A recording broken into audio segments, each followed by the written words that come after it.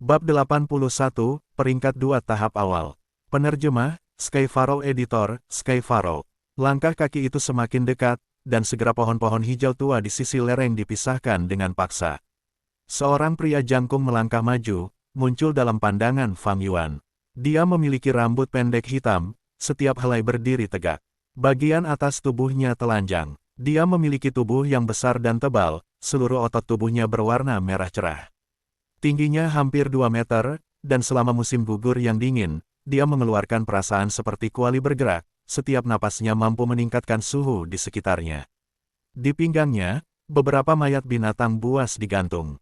Ada rubah, kelinci liar, dan ayam, belum lagi serigala tua yang baru saja pergi. Melihat Fang Yuan, dia sedikit terkejut, tetapi dengan cepat mengambil langkah besar dan berjalan melewati Fang Yuan. Gu Yuechi-san. Melihat punggung pria besar itu pergi, Fang Yuan memikirkan namanya. Dia adalah perwakilan dari faksi Qi, memiliki peringkat 2 budidaya tingkat atas. Pengalamannya bahkan mirip dengan Fang Yuan. Orang ini juga sangat berbakat, memiliki kekuatan yang sangat besar sejak muda. Pada usia 10 tahun dia secara tidak sengaja memukuli seorang pelayan keluarga sampai mati, dan pada usia 12 tahun dia bisa memegang penggiling batu yang berat dan memainkannya seperti frisbee. Saat itu, semua keluarga menganggapnya baik, mengira dia adalah nilai A. Tetapi selama upacara kebangkitan, mereka menguji bahwa bakatnya hanya kelas B. Dia memiliki sifat yang awalnya liar dan tidak dapat dijinakkan, memandang rendah semua orang. Tapi dia dengan cepat berubah setelah pengalaman ini, menjadi lebih dewasa. Bahkan dengan bakat kelas B, dia adalah siswa terbaik di levelnya. Setelah 1 tahun belajar, ia lulus dari akademi dan berjuang untuk mencapai puncak. Bertahun-tahun kemudian, dia sudah menjadi elit di antara Master Gu peringkat 2 klan. Kebahagiaan tidak bisa mengajarkan arti hidup seseorang yang sebenarnya, sementara hanya rasa sakit dan penderitaan yang bisa. Di klan, seorang anak muda menghadiri upacara kebangkitan pada usia 15 dan memasuki akademi. Pada usia 16, mereka lulus dari akademi dan membentuk kelompok 5 orang dan menyelesaikan misi klan, pada saat yang sama mewarisi kekayaan keluarga. Dari 16, mereka akan bertarung dan bersaing sambil terus meningkatkan kultivasi mereka. Saat misi menjadi lebih berbahaya, status mereka juga akan meningkat. Beberapa mati dan beberapa hidup. Beberapa terluka, dan tingkat kultivasi mereka turun, menjalani kehidupan yang sederhana setelahnya.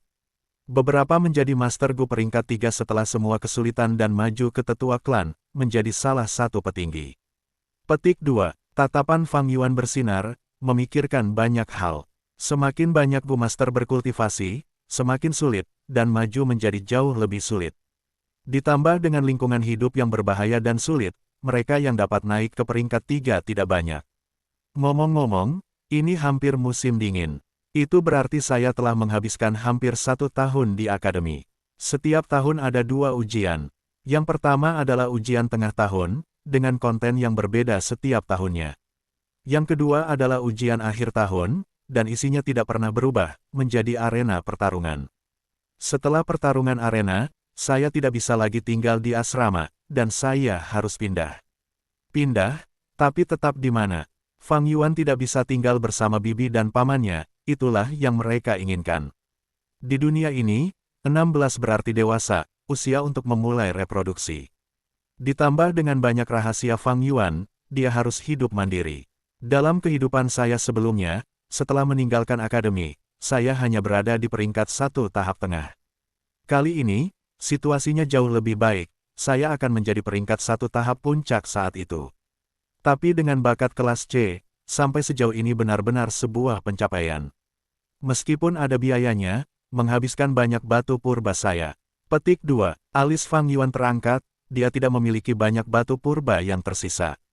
Dibatasi oleh bakatnya, batu purba yang dia keluarkan untuk berkultivasi jauh lebih banyak daripada Fang Zheng, Qi Cheng atau Mo Bei. Dia membesarkan 6 cacing Gu sendirian. Selanjutnya, penyempurnaan cacing likor, memelihara lubang, menggunakan white boar Gu untuk meningkatkan kekuatan, mereka semua membutuhkan esensi purba. Setelah esensi purba habis, dengan kecepatan pemulihan kelas C, itu tidak dapat memenuhi kebutuhannya, jadi dia hanya bisa menggunakan batu purba dan mengambil esensi alami di dalamnya untuk diisi ulang. Untungnya dia memiliki jangkrik musim gugur musim semi, dan juga mengambil 2 gu dari bunga perbendaharaan bumi, sehingga memurnikan cacing gu tidak menghabiskan banyak batu purbanya. Ini membuatnya merasa sedikit lebih baik. Tetapi setelah ini ketika dia meninggalkan akademi, dia perlu menyewa rumah dan mendapatkan penghasilan. Setelah tahap puncak, itu untuk mendorong peringkat 2. Proses ini akan menghabiskan banyak batu purba. Setelah peringkat 2, dia masih harus menggabungkan cacing gu, dan setiap upaya kombinasi membutuhkan biaya yang besar. Dengan semua faktor ini, dia semakin jelas bahwa situasi keuangannya tidak lagi dapat mendukungnya. Selanjutnya, dia masih harus terus memberi makan cacing gu dan terus berkultivasi. Jika bukan karena ujian tengah tahun di mana dia menggunakan taring babi hutan untuk menukar beberapa batu purba dan mengurangi tekanan, dia tidak akan bertahan sampai sekarang. Batu purba, batu purba. Biksu anggur bunga tidak memberikan batu purba dalam warisannya, sayang sekali. Memeras teman sekelas saya masih merupakan sumber penghasilan saya yang paling penting. Tapi setelah lulus, tunjangan akademi akan berhenti, dan saya tidak bisa terus memeras. Tetapi jika saya mendapatkan yang pertama untuk ujian akhir tahun, saya bisa mendapatkan 150 batu purba sebagai hadiah, renung Fang Yuan dalam hatinya. Jika dia bisa mendapatkan tempat pertama, 150 batu purba akan meringankan kesulitan keuangannya untuk sementara waktu. Waktu berlalu, daun musim gugur dan musim dingin datang. Di arena di akademi, 3 tahap telah dibangun. Di samping panggung, di dekat dinding bambu arena, ada tenda dan meja dan kursi panjang. Tetua akademi, pemimpin klan, dan beberapa tetua klan lainnya duduk di bawah tenda. Ada sedikit salju di langit. 57 siswa berdiri tegak di arena.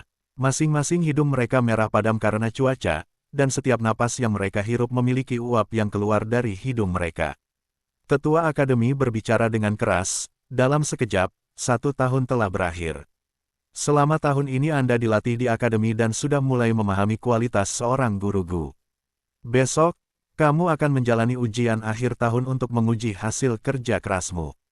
Tidak hanya pemimpin klan dan tetua klan akan datang secara pribadi untuk menonton, tetua dan senior keluarga Anda juga akan datang untuk mengamati untuk memilih siswa berprestasi untuk bergabung dengan tim kecil mereka. Petik 2. Penampilanmu besok akan sangat mempengaruhi masa depanmu. Mendapatkan tempat pertama, tidak hanya 150 batu purba, tetapi Anda juga mendapatkan keuntungan dalam memilih cacing gu. Sekarang, mulailah pemeriksaan kultivasi terakhir dalam kehidupan akademis Anda. Petik 2. Mengatakan demikian, sesepuh akademi mengangguk ke Master Gu di sampingnya. Master Gu perempuan menerima instruksi dan memanggil nama dari daftar, Gu Yue Jinsu.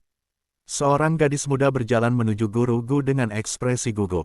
Master Gu mengulurkan tangannya, menyentuh perut gadis muda itu. Dia memejamkan mata untuk merasakan, lalu membuka matanya dan menyatakan, Gu Yue Jinsu, peringkat 1 tahap tengah. Selanjutnya, Gu Yue Peng. Satu demi satu, anak-anak muda naik untuk memeriksa. Kemudian mereka berjalan kembali dan kembali ke kelompok. Ekspresi mereka beragam, ada yang senang dan ada juga yang kesal. Hasil terburuk secara alami adalah peringkat 1 tahap awal, semuanya adalah talenta kelas D. Sejumlah besar siswa berada di peringkat 1 tahap tengah, dan sedikit dari mereka adalah kelas B, kebanyakan kelas C. Gu Yue Chicheng, Tuan Gu wanita paruh baya memanggil. Dari grup, Gu Yue Chicheng terpendek membusungkan dadanya dan berjalan keluar.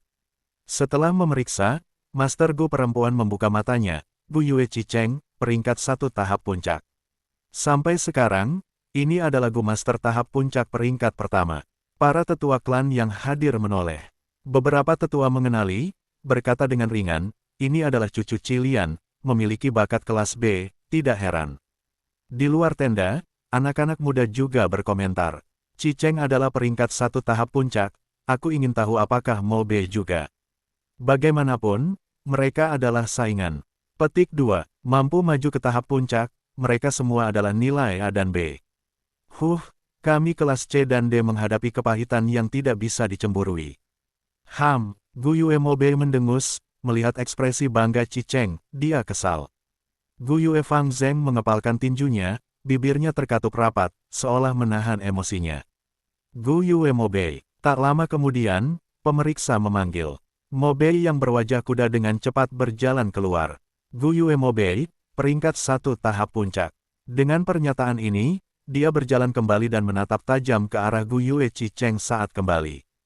Pemeriksaan berlanjut, dan salju di langit menjadi lebih kecil, sampai menghilang. Udara dingin yang dingin agak menyegarkan. Gu Yue Fang Yuan, Tuan Gu wanita paruh baya memanggil. Fang Yuan berjalan tanpa ekspresi. Segera setelah itu, dia membuka matanya, menatap Fang Yuan dengan kaget, sebelum menyatakan, Gu Yue Fang Yuan, peringkat 1 tahap puncak. Peringkat 1 tahap puncak, apakah saya salah dengar? Fang Yuan berkultivasi ke level ini. Anak-anak muda terkejut. Dia hanya beruntung, memiliki cacing likor untuk memelihara bukaannya. Bahkan melawan nilai A dan B, dengan nilai C-nya dia tidak dirugikan. Beberapa anak muda berkata dengan iri. Terutama para talenta kelas C, mereka dengan masam berkata untuk menghibur diri mereka sendiri, ini tidak banyak. Cacing minuman keras tidak dapat memperbaiki esensi purba peringkat 2, Fang Yuan tidak akan lagi memiliki keuntungan seperti itu lagi. Petik 2, bahkan jika dia adalah puncak panggung, dia masih kelas C, ini bukan urusan kami. Mobei dan Chicheng menatap Fang Yuan, tetapi dengan cepat mengalihkan perhatian mereka ke Fang Zheng, yang masih menunggu gilirannya. Di hati mereka, hanya bakat kelas A Fang Zheng yang menjadi pesaing. Saudaraku, kamu mengejutkanku. Tapi mulai sekarang, perhatikan baik-baik, Fang Zheng memandang Fang Yuan yang berjalan turun, matanya bersinar dan mengungkapkan ekspresi antisipasi. Gu Yue Fang Zheng, Master Gu perempuan akhirnya berkata. Bakat kelas A, para tetua klan memusatkan perhatian mereka pada Fang Zheng. Fang Zheng berjalan keluar dari kerumunan, dia bisa merasakan tekanan yang dibawa tatapan ini padanya, menyebabkan dia menjadi sedikit gugup. Tapi ketika dia melihat senyum pemimpin klan Gu Yuebo, kegugupan di hatinya meleleh. Dia berjalan di depan guru Gu perempuan. Dia menutup matanya, dan kemudian tiba-tiba membuka matanya, berkata dengan kaget, Gu Yue Fang Zheng, tingkat kultivasi, peringkat 2 tahap awal. Ledakan, anak-anak muda meledak menjadi gelombang diskusi. Apa? Dia mencapai peringkat 2. Seperti yang diharapkan dari jenius bakat kelas A. Luar biasa, dia meninggalkan Mobei, Chicheng, dan Fang Yuan dalam debu. Fang Zheng ini, seketika, Mobei dan Chicheng menatap Fang Zheng dengan kaget. Hehehe, sebenarnya lebih tinggi dari kehidupanku sebelumnya, kelopak mata Fang Yuan terkulai saat dia tertawa. Dia tidak terkejut, dan setelah mengamati ekspresi Fang Zheng sebelumnya, dia bisa menebak hasilnya. Bagaimanapun juga, bakat kelas. Harapan klan kita, ini adalah penghargaan dari pengasuhan pemimpin klan. Para tetua klan memuji. Seketika, Fang Zheng menjadi pusat perhatian. Setengah tahun yang lalu, Gu Yuebo memberinya jade skin Gu dan memintanya untuk menjadi orang pertama yang naik ke peringkat 2. Dia melakukannya. Pemimpin klan, saya tidak mengecewakan Anda, saya berhasil. Mulai sekarang, saya akan mencapai lebih banyak lagi, mendapatkan persetujuan dari para tetua klan dan orang-orang di sekitar saya. Saudaraku, aku telah meninggalkanmu, kamu bukan lagi bayangan di hatiku. Aku, Gu Yue Fang Zheng, bukan lagi orang dari dulu. Fang Zheng berteriak dalam hatinya, matanya bersinar dengan semacam kecemerlangan. Kecemerlangan ini, disebut kepercayaan diri. Babak 82, awal ujian akhir tahun. Penerjemah, Skyfaro Editor, Skyfaro. Matahari cerah setelah salju berlalu. Gu Masters mengalir ke akademi di pagi hari. Ujian akhir tahun sudah dimulai lagi. Hehehe, saya ingin tahu apakah adegan yang saya lihat dari lebih dari 1 dekade yang lalu ketika saya lulus akan terlihat lagi. Seorang Master Gu setengah baya dengan rambut hijau panjang mengalir di punggungnya berdiri di luar akademi, mengenang. Pemimpin, masuk, kamu suka mengenang. Master Gu wanita muda di sampingnya memiliki bibir merah darah, tangannya dimasukkan ke dalam saku celananya. Ada sehelai rumput di mulutnya, dan dia memutar matanya. Hehehe, Yao Hong, jangan terburu-buru. Bagaimanapun kita harus masuk, karena pemimpin klan sudah mengaturnya, anggota baru kami telah diputuskan sejak lama. Guru Gu berambut hijau tertawa. Bakat kelas A Fang Zheng. Master Gu wanita Gu Yue Yao Hong mengerutkan mulutnya, berkata dengan sedih, ide pemimpin klan adalah membuat kita mengasuhnya. Tapi misi menjaga anak ini tidak mudah untuk dicapai. Tuan Gu laki-laki berambut hijau menghela nafas, sudahlah, ayo masuk. Seiring berjalannya waktu, semakin banyak Master Gu memasuki pintu akademi, dan berdiri di arena. Ini adalah Master Gu pria dan wanita. Ada wajah-wajah muda, setengah baya, dan orang tua juga. Master Gu setelah lulus akan keluar dan membentuk tim kecil untuk menyelesaikan misi klan. Master Gu yang datang ke arena adalah semua perwakilan dari kelompok mereka, untuk menilai penampilan para siswa dan menyerap mereka ke dalam tim mereka sendiri. Bagi kelompok kecil, ini menyuntikkan darah segar dan memperluas kelompok mereka. Untuk anggota yang baru bergabung, di bawah bimbingan dan pengajaran anggota yang lebih tua, mereka dapat dengan cepat beradaptasi dengan lingkungan baru dan lebih efektif menyelesaikan misi klan dan mengakibatkan kematian yang lebih rendah. Matahari berangsur-angsur naik, saat para siswa memasuki keributan. Begitu banyak orang hari ini. Anak-anak muda menyatakan, cepat lihat, itu adalah Tuan Kingsu. Dia adalah orang nomor 1 klan Gu Yue kami di antara peringkat 2, dan dia dikenal karena sifatnya yang lembut dan ramah. Seseorang menunjuk ke arah Tuan Gu laki-laki berambut hijau dan berteriak. Chisan senior juga ada di sini. Itu adalah nona kecil keluarga Mo Yan. Kingsu, Chisan, dan Mo Yan adalah bintang yang sedang naik daun dari Master Gu, yang dikenal oleh semua siswa. Tim mereka terlalu sulit untuk masuk. Aku hanya kelas D, dan Gu vitalku adalah laba-laba sutra lembut. Aku ditakdirkan untuk menjadi staf pendukung. Seorang anak muda menghela nafas, lalu bertanya kepada temannya, kamu? Oh, aku sudah menyelesaikannya dengan hubungan melalui anak baptis dari saudara sepupu pamanku. Saat para siswa mengamati guru Gu, Kingsu, Chisan dan Mo Yan juga mengamati para siswa. Oh, ada dua Gu Yue Fang Zheng. Yao Hong melihat Fang Yuan dan Fang Zheng, berteriak tanpa sadar. Pria berambut hijau Gu Master Gu Yue Kingsu menghela nafas tanpa daya. Apakah Anda melihat informasi yang saya berikan kemarin?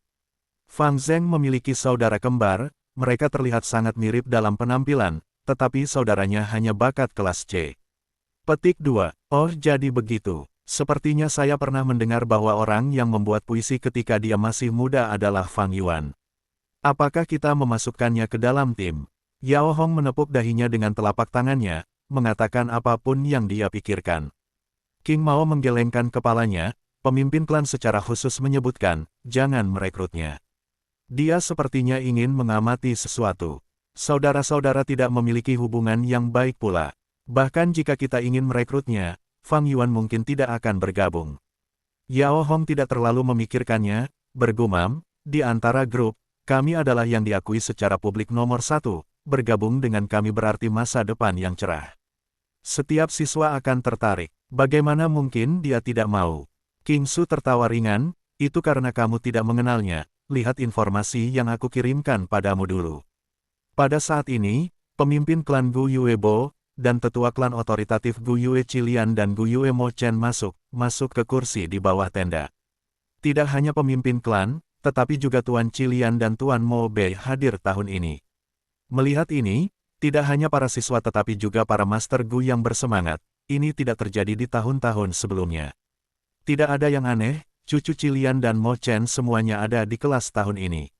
Fang Zheng adalah penerus pemimpin klan, harapan masa depan untuk melawan Bai Ningbing. Pemimpin klan secara alami harus mengamati dengan cermat. Petik 2. Diskusi banyak sekali di antara orang-orang. Lakukan dengan baik saudara. Mo Yan memandang Mo Bei di antara orang-orang, diam-diam berdoa di dalam hatinya. Kelompoknya memiliki orang paling banyak, itu adalah skala terbesar. Jadi ada sekelompok Master Gu di sekitarnya, menunjukkan auranya yang mengesankan. Sebagai saingan terberatnya, Gu Yue Chisan dari faksi Qi berdiri sendiri, sosoknya yang besar dengan mudah bertindak seperti menara merah raksasa di lautan manusia, menonjol secara luas. Setelah memeriksa Qi Cheng, dia menarik kembali pandangannya. Dengan pidato dari pemimpin klan, ujian akhir tahun dimulai. 3 tahap mengadakan pertarungan pada saat yang bersamaan. Seketika, suara teriakan, suara pedang bulan terbang, dan suara pukulan dan tendangan serta diskusi para Master Gu di bawah panggung menyatu menjadi olok-olok keras. Keterampilan bertarung fisik tahun ini tinggi. Segera, Yao Hong melihat perbedaannya. Hehehe, semua berkat Fang Yuan. Gu Yue Kingsu tertawa. Maksud kamu apa? Yao Hong tidak mengerti. King Su menjelaskan padanya. Yao Hong berseru kaget setelah mendengarkan, Fang Yuan anak ini, dia benar-benar berani, hampir tak kenal takut. Hehehe, bahkan membuli saudaranya sendiri. Ini menarik. Dia melihat ke arah Fang Yuan dan Fang Zheng dari kerumunan, berpikir dalam hati, mana yang kakak laki-laki dan mana yang lebih muda. Selanjutnya, Gu Yue Jinzu melawan Gu Yue Mobei. Di arena, tuan rumah Gu Master berteriak. Gu Yue Mobei melompat ke atas, dan Jinzu berjalan ke atas panggung dengan ekspresi serius. Keduanya saling menghormati dan tidak berkata apa-apa lagi, langsung bertarung. Moonblade menari-nari di udara. Keduanya terus menembak dan pada saat yang sama, bergerak dan menghindari tanpa henti.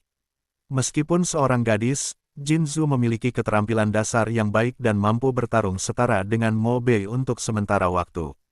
Tapi seiring berjalannya waktu, staminanya tidak bisa mengimbangi, dan dia mulai tertekan.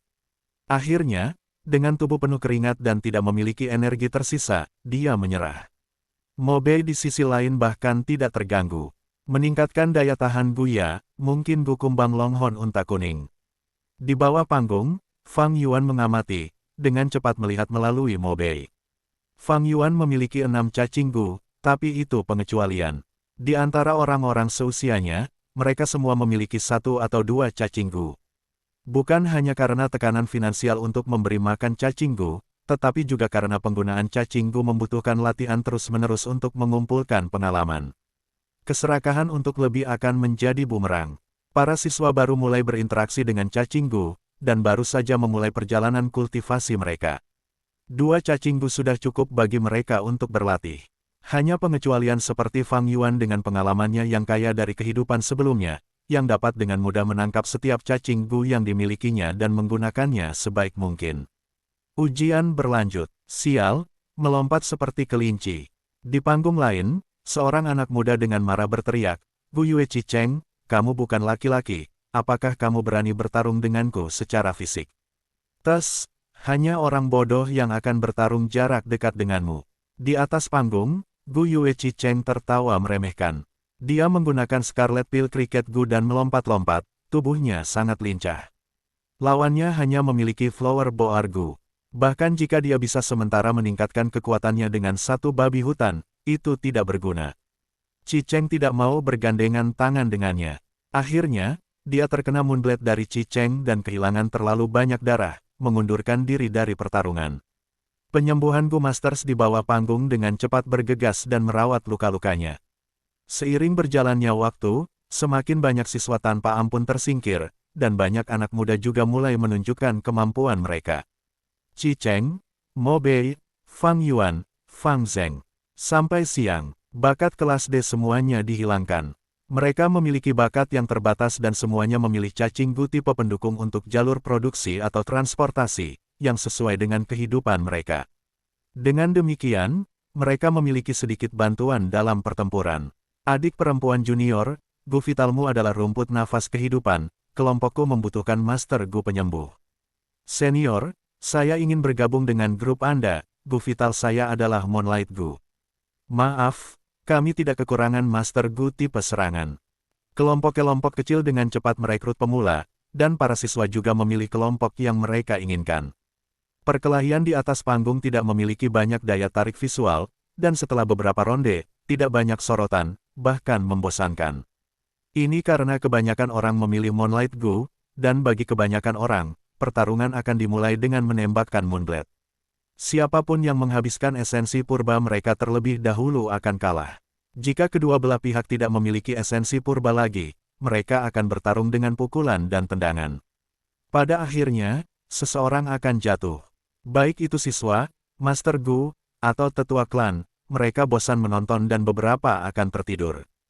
Hingga sore hari, hanya ada kurang dari 10 siswa yang tersisa di atas panggung. Akhirnya berakhir, beberapa Master Gu mengangkat semangat mereka, mengabaikan rasa kantuk. Pada saat ini, Gu Master berteriak, babak selanjutnya, Gu Yue Fang Zheng vs Gu Yue Mobei. Babak 83, menyapu musuh yang kuat, Fang Zheng menunjukkan keahliannya. Penerjemah, Skyfaro Editor, Skyfaro. Fang Zheng dan Mo Chen sama-sama berjalan ke atas panggung. Fang Zheng, Jangan berpikir aku akan kalah hanya karena kamu memiliki kultivasi peringkat 2. Hari ini saya akan menantang dan mengalahkan alam yang lebih tinggi. Mo Bei menggertakkan giginya, ekspresinya serius, menyemangati dirinya sendiri di dalam hatinya. Terhadap peringkat 2 Fang Zheng, dia memang merasakan tekanan yang kuat. Datang, Fang Zheng meraung, bergegas keluar dengan ganas. Jantung Mo Bei melonjak, Fang Zheng ini tidak bertindak sesuai rencana. Biasanya, mereka akan menembakkan pedang bulan terlebih dahulu sebelum menggunakan pertarungan tangan kosong. Tapi kali ini, dia benar-benar bergegas, dan ingin bertarung secara fisik.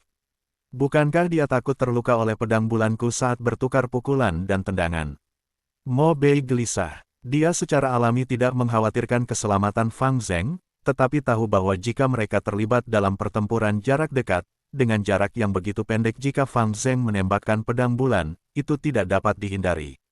Mo Bei dengan cepat mundur selangkah, mencoba menarik jarak. Pada saat yang sama, dia menembakkan pedang bulan dengan jentikan pergelangan tangannya. Fang Zheng tidak terpengaruh, jatuh dan menghindari Moonblade, melanjutkan pengejarannya. Pada saat yang sama, segumpal energi bulan terkumpul di telapak tangannya. Mo Bei melihat cahaya bulan di tangannya yang belum ditembakkan dan merasa tegang di hatinya, dengan cepat mengambil langkah mundur. Meskipun dia bekerja keras dalam pertempuran jarak dekat dan juga melatih pedang bulannya, dia masih kalah dengan Fang Zheng yang diasuh secara pribadi oleh pemimpin klan. Mo Bei tidak cocok dengan gaya bertarung ini, dan dengan cepat jatuh ke dalam kerugian. Sisi itu menarik. Pertempuran di arena ini menarik banyak perhatian. Mereka benar-benar bertarung sangat dekat, Fang Zheng ini punya nyali. Yao Hong sekarang bisa membedakan siapa Fang Yuan dan Fang Zheng. Fang Yuan memiliki ekspresi dingin dan memancarkan aura kedewasaan, sementara Fang Zheng berkemauan keras, memancarkan aura cerah. Itu pasti ajaran pemimpin klan. Biasanya ketika siswa berkelahi, mereka akan terpisah 10 meter. Lebih jauh dari jarak ini dan Moonblade akan menghilang. Jika mereka bertarung lebih dekat dari jarak ini, para siswa tidak akan bereaksi tepat waktu. Tatapan Gu Yue Qingsu bersinar, jarak pertempuran Fang Zheng sekarang telah menyusut menjadi 6 meter, tetapi kemampuannya untuk menghindari Moonblade sangat mahir. Tampaknya tidak hanya pemimpin klan yang membantu Fang Zheng, tetapi Fang Zheng juga bekerja keras dan mengalami banyak kesulitan. Petik 2. Adik laki-laki. Mo Yan melihat Mo Bei dipaksa ke sudut oleh Fang Zheng, menunjukkan kekhawatiran dan kepanikan di wajahnya. Dia benar-benar ingin masuk dan membantu, memukuli Fang Zheng dengan baik. Namun Cisan tanpa ekspresi, hanya menonton dan tidak berbicara. Setelah Fang Zheng mendekati Mo Bei dan memperpendek jarak menjadi 6 meter, dia tidak lagi mendekat, tetapi menggunakan Moonlight Gu dan memasuki kontes menembak. Mo Bei berusaha keras untuk berimprovisasi. Tindakannya berantakan, dan berkali-kali dia hampir terkena pedang bulan, terus-menerus dalam bahaya. Fang Zheng di sisi lain, sudah memiliki formula kemenangannya. Bahkan jika dia tidak bisa menghindar tepat waktu, dia masih memiliki jade skin Gu, dan selama dia menggunakan cahaya hijau giok tepat waktu, dia akan bisa memblokir Moonblade. Melihat bagaimana Mo Bei dipukuli tanpa daya oleh dirinya sendiri, pikiran Fang Zheng terbang kembali ke masa lalu. Di bawah sinar bulan, pemimpin klan mengajarinya gerakan penghindaran langkah demi langkah, tanpa pamrih memberinya semua pengalaman yang dia miliki. Pemimpin klan, aku tidak akan mengecewakanmu. Mata Fang Zheng berkilauan dengan harapan, dia semakin berani saat dia bertarung. Fang Zheng, kamu memiliki bakat dan daya tahan, rajin berlatih. Hasilnya semua karena darah dan keringatmu. Ini adalah buah dari kerja kerasmu, teruskan seperti ini, Fang Zheng. Menggunakan aura ini, pergi dan tunjukkan kecemerlanganmu. Di bawah tenda, pemimpin klan dengan bersemangat bersorak dalam hati, meskipun dia tampak seperti diam-diam menonton pertarungan, bibirnya melengkung menjadi senyuman. Meskipun Mo Bei berjuang mati-matian, melawan dengan gigih, tapi setelah 15 menit, seluruh tubuhnya penuh dengan luka, darah mengalir keluar dan mewarnai bajunya menjadi merah. Tuan Gu yang mengatur, setelah melihat pemandangan seperti itu, mengumumkan, kemenangan jatuh ke tangan Gu Yue Fang Zheng. Aku belum kalah. Mo Bei berteriak keras, seluruh tubuhnya yang berlumuran darah bergetar di udara. Tetapi setelah berjuang tanpa akhir, dia terpaksa menerima perawatan oleh Master Gu yang menyembuhkan. Pertempuran dengan intensitas seperti itu sudah melampaui standar kelulusan. Bakat kelas A, bagaimanapun juga jenius. Aku dengar dia menerima bimbingan pribadi dari pemimpin klan, bukankah dia luar biasa? Melihat hasil seperti itu, para Master Gu di bawah panggung memuji tanpa henti. Gu Yue Fang Zheng terengah-engah saat dia berjalan menuruni panggung. 3 Master Gu datang kepadanya dan menyembuhkannya, sementara juga memberikan batu purba gratis untuk memungkinkannya memulihkan esensi purbanya dengan cepat. Setelah beristirahat sebentar, dia pulih ke kondisi puncaknya dan naik ke atas panggung lagi. Kali ini, dia melawan Gu Yue Chicheng. Chicheng memandang Fang Zheng, tertawa datar, bagus sekali. Fang Zheng, kamu mengalahkan Mo Bei bajingan itu, jika aku mengalahkanmu sekarang, itu akan membunuh 2 burung dengan 1 batu. Dia tampak sangat percaya diri. Bibir Fang Zheng tetap kencang, saat dia tidak mengatakan apa-apa selain bergegas ke arahnya. Gu Cricket Dragon Pill, pikiran Chicheng berkelebat, dan dengan segera cahaya berwarna merah jingga muncul dari kedua kakinya. Dia melompat ringan dan langsung mundur 10 meter jauhnya. Jarak yang baru saja diperpendek oleh Fang Zheng segera diperpanjang. Hehehe, Chicheng menjadi sombong dan tertawa. Fang Zheng, kamu tidak memiliki kecepatan Gu yang meningkat, dan dengan kedua kakimu, kamu tidak dapat menangkapku. Meskipun panggung ini tidak besar, itu sudah cukup bagiku untuk bermanuver. Taktikmu mungkin berhasil pada Mo Bei, tapi melawanku itu tidak efektif. Apakah begitu? Fang Zheng menghentikan gerakannya dan berdiri di tempat, menatap tajam ke arah Chicheng. Dia tersenyum, matanya menunjukkan tekad besi, berteriak keras, terus menghindar seperti itu, tetapi setiap kali kamu menggunakan Gu Cricket Dragon Pill, kamu harus menggunakan sejumlah esensi purba. Anda hanya memiliki peringkat 1 esensi purba tembaga hijau tahap puncak, tetapi saya sudah berada di peringkat 2 esensi purba baja merah, 3 kali daya tahan Anda. Bakatmu juga lebih rendah dariku. Pada akhirnya, kamu akan kehabisan esensi purba dan yang kalah adalah kamu. Anda, Chicheng kaget, dia hanya melihat kelebihannya tapi tidak menyadari kelemahannya. Saat ini, dia tidak bisa tidak setuju dengan Fang Zheng, dan semangat juangnya berkurang. Apa? Fang Zheng peringkat 2. Master Gu di sekitarnya tersentak. Hasil pemeriksaan baru diperoleh sehari sebelumnya, sehingga hanya tersebar di kalangan tertentu saja, sehingga sebagian besar masyarakat belum mengetahuinya. Bakat Agret tidak diragukan lagi, luar biasa, Fang Zheng ini mungkin benar-benar bintang yang sedang naik daun di klan kami. Klan Bai memiliki Bai Ningbing, dia benar-benar terlalu kuat. Jika Fang Zheng bisa tumbuh dewasa, dia mungkin bisa melawan Bai Ningbing. Anak ini menarik. Mendapatkan peringkat 2 di akademi dan dengan keterampilan dasar yang kuat, ini adalah pemandangan yang tidak biasa. Tidak heran pemimpin klan mencurahkan begitu banyak upaya padanya, gumam Yao Hong. King Su menjawab, bimbingan pemimpin klan hanyalah sebagian saja, jangan memandang rendah anak ini. Sejak dia selamat dari insiden pembunuhan, dia menjadi sangat pekerja keras, berkultivasi hingga batas kemampuannya, dia adalah bibit yang baik, dengan bakat dan kerja keras. Jika dia bisa tumbuh dewasa, aku merasa bebanku bertambah. Hehehe, pemimpin klan Gu Yuebo tertawa ringan. Sifat lemah Chicheng dianalisis olehnya kepada Fang Zheng. Sekarang dia melihat Fang Zheng menggunakannya untuk keuntungannya, Gu Yuebo sangat senang. Sepertinya Fang Zheng adalah yang nomor 1 tahun ini. Di samping pemimpin klan, kata Gu Yue Mo Chen. Gu Yue Cilian mendengus, menatap pemandangan itu dengan saksama. Dia jelas berharap cucunya menang dan mengalahkan Fang Zheng, dengan begitu dia akan memenangkan kehormatan untuk faksi Qi. Tetapi hal-hal tidak berjalan seperti yang dia inginkan, dan di atas panggung setelah mengalami demoralisasi, Chicheng tidak bisa lagi menampilkan kemampuan 100% melawan Fang Zheng, dan membuat kesalahan terus-menerus. Akhirnya, Chicheng tertangkap dengan kesalahan fatal, dan tersapu ke bawah panggung. Gu Yue Fang Zheng menang. Gu Guru mengumumkan. Wajah Gu Yue Cilian hitam. Sekaligus, Fang Zheng terkenal, mendapatkan semua perhatian dari orang-orang klan. Fang Zheng mengalahkan Mo Bei dan Chicheng secara bersamaan dengan kecerdasan dan keberanian, sepertinya dia adalah tempat pertama tahun ini, beberapa orang memuji. Masuk akal, aku juga memikirkannya dengan baik. Sayang sekali dia tidak bisa bergabung dengan grup kami. Saat kelompok memilih siswa, siswa juga memilih kelompok. Seorang siswa unggulan seperti Fang Zheng sudah lama dipesan. Fang Zheng adalah fraksi pemimpin klan, sedangkan Mo Bei, Chicheng adalah fraksi Mo, pemimpin masa depan fraksi Qi. Dengan cara ini, tampaknya klan Gu Yue akan sangat didominasi oleh faksi pemimpin klan, menekan dua tetua klan. Beberapa orang bisa melihat lebih jauh. Di dua tahap lainnya, pertempuran berlanjut. Fang Zheng berjalan menuruni panggung sejak lama, mendengar pujian orang-orang, hatinya bergemuruh saat dia merasa dirinya dilahirkan kembali. Berbeda, sangat berbeda dari sebelumnya. Hatinya dipenuhi dengan kegembiraan karena pengakuan, antisipasi untuk dihargai, dan kegembiraan karena dipuji.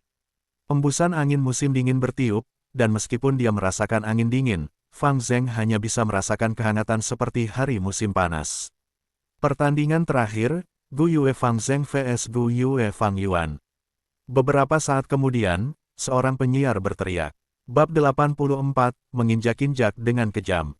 Penerjemah, Skyfaro Editor, Skyfaro. Pertarungan terakhir, Gu Yue Fang Zheng vs Gu Yue Fang Yuan. Oh menarik, untuk berpikir bahwa pada akhirnya, itu adalah pertarungan antara saudara. Fang Zheng, melihat ini, senyum pemimpin klan sedikit memudar, hambatan terbesar di hatimu adalah saudaramu Fang Yuan. Silakan dan kalahkan dia, Anda memiliki esensi purba baja merah sementara juga memiliki Gu kulit giok. Dengan serangan dan pertahanan, Anda memiliki keuntungan terbesar. Hancurkan rintangan ini di jalanmu, dan kamu akan terlahir kembali. Pertandingan terakhir akhirnya dimulai. Kedua bersaudara itu berdiri di arena yang sama, saling menatap. Sinar matahari terakhir yang tersisa seperti darah. Cahaya matahari terbenam seperti karpet mewah untuk arena. Dua wajah yang sangat mirip. Semangat juang adik laki-laki itu menyala, sementara tatapan kakak laki-laki itu sedalam jurang. Saudara, tinju Fang Zheng mengepal saat dia menatap tajam ke arah Fang Yuan, berbicara dengan suara tegas, akui kekalahan. Saya sudah peringkat 2, dan saya memiliki lebih dari 80% esensi purba baja merah. Esensi purba perunggu hijau Anda hanya 44%, Anda tidak memiliki peluang. Petik 2. Fang Yuan dengan ringan menatap saudaranya, kamu benar-benar jelas tentang esensi purba saya. Tapi lebih baik jika Anda tidak melontarkan omong kosong. Jika esensi purba dapat menentukan kemenangan, apa gunanya bertarung? Petik 2. Fang Zheng tercengang, tetapi segera dia membangkitkan semangatnya, dan kekuatannya terlihat membara di matanya. Sebenarnya, di lubuk hatinya yang terdalam, dia juga tidak ingin Fang Yuan mengaku kalah. Tapi bagaimanapun juga, Fang Yuan adalah kakak laki-lakinya, jadi mengingat hubungan mereka, dia harus mengatakannya. Jika tidak, itu akan terlalu kejam. Karena kakak laki-laki sangat bertekad, maka aku tidak punya pilihan selain menyerang. Sebelum dia menyelesaikan kalimatnya, Fang Zheng bergegas menuju Fang Yuan. Ini lagi, di bawah panggung, Mo Bei melihat pemandangan ini, menggertakkan giginya. Dia memutuskan untuk melatih dirinya dengan keras setelah kembali dan mengembalikan penghinaan ini 10 kali lipat kepada Fang Zheng. Fang Yuan sudah selesai, dia tidak memiliki Gu Cricket Dragon Pilku. Qi Cheng melipat tangannya dan menyeringai, menikmati masalah Fang Yuan. Fang Zheng berlari dan langsung memperpendek jarak. Di tangannya ada bola cahaya bulan. Ekspresi Fang Yuan seperti baja, tidak ada satu perubahan pun saat dia melihat pengisian daya pada Fang Zheng. Dia tidak mengambil satu langkah pun tetapi cahaya bulan berwarna biru juga berkumpul di telapak tangan kanannya. Tiba-tiba, Fang Yuan mengambil langkah tegas setelah menginjak tanah, dan bergerak ke arah Fang Zheng alih-alih mundur. Ini, Fang Zheng tidak mengharapkan gerakan Fang Yuan, dia panik secara internal dan dengan cepat menembakkan pedang bulan. Fang Yuan bergegas dengan cepat, dan memutar tubuhnya, menghindari pedang bulan selebar rambut. Ekspresinya dingin, tanpa teriakan atau agresi. Tapi dalam kesunyiannya, ada aura dingin mutlak yang memancar darinya. Fang Zheng tanpa sadar mundur beberapa langkah. Batasnya adalah 6 meter, tetapi sekarang Fang Yuan berjarak 5 meter darinya. Kali ini dia harus menjadi orang yang mencoba meningkatkan jarak mereka. Dun dun dun. Fang Zheng mundur sambil menjentikkan pergelangan tangan kanannya beberapa kali, mengirim pedang bulan terbang untuk mencoba dan mendorong Fang Yuan kembali. Fang Yuan mengambil langkah lancar yang satu demi satu, tubuhnya sangat gesit. Dia bergerak dengan intens, dan setiap kali dia berhasil menghindari Moonblade tanpa margin untuk kesalahan.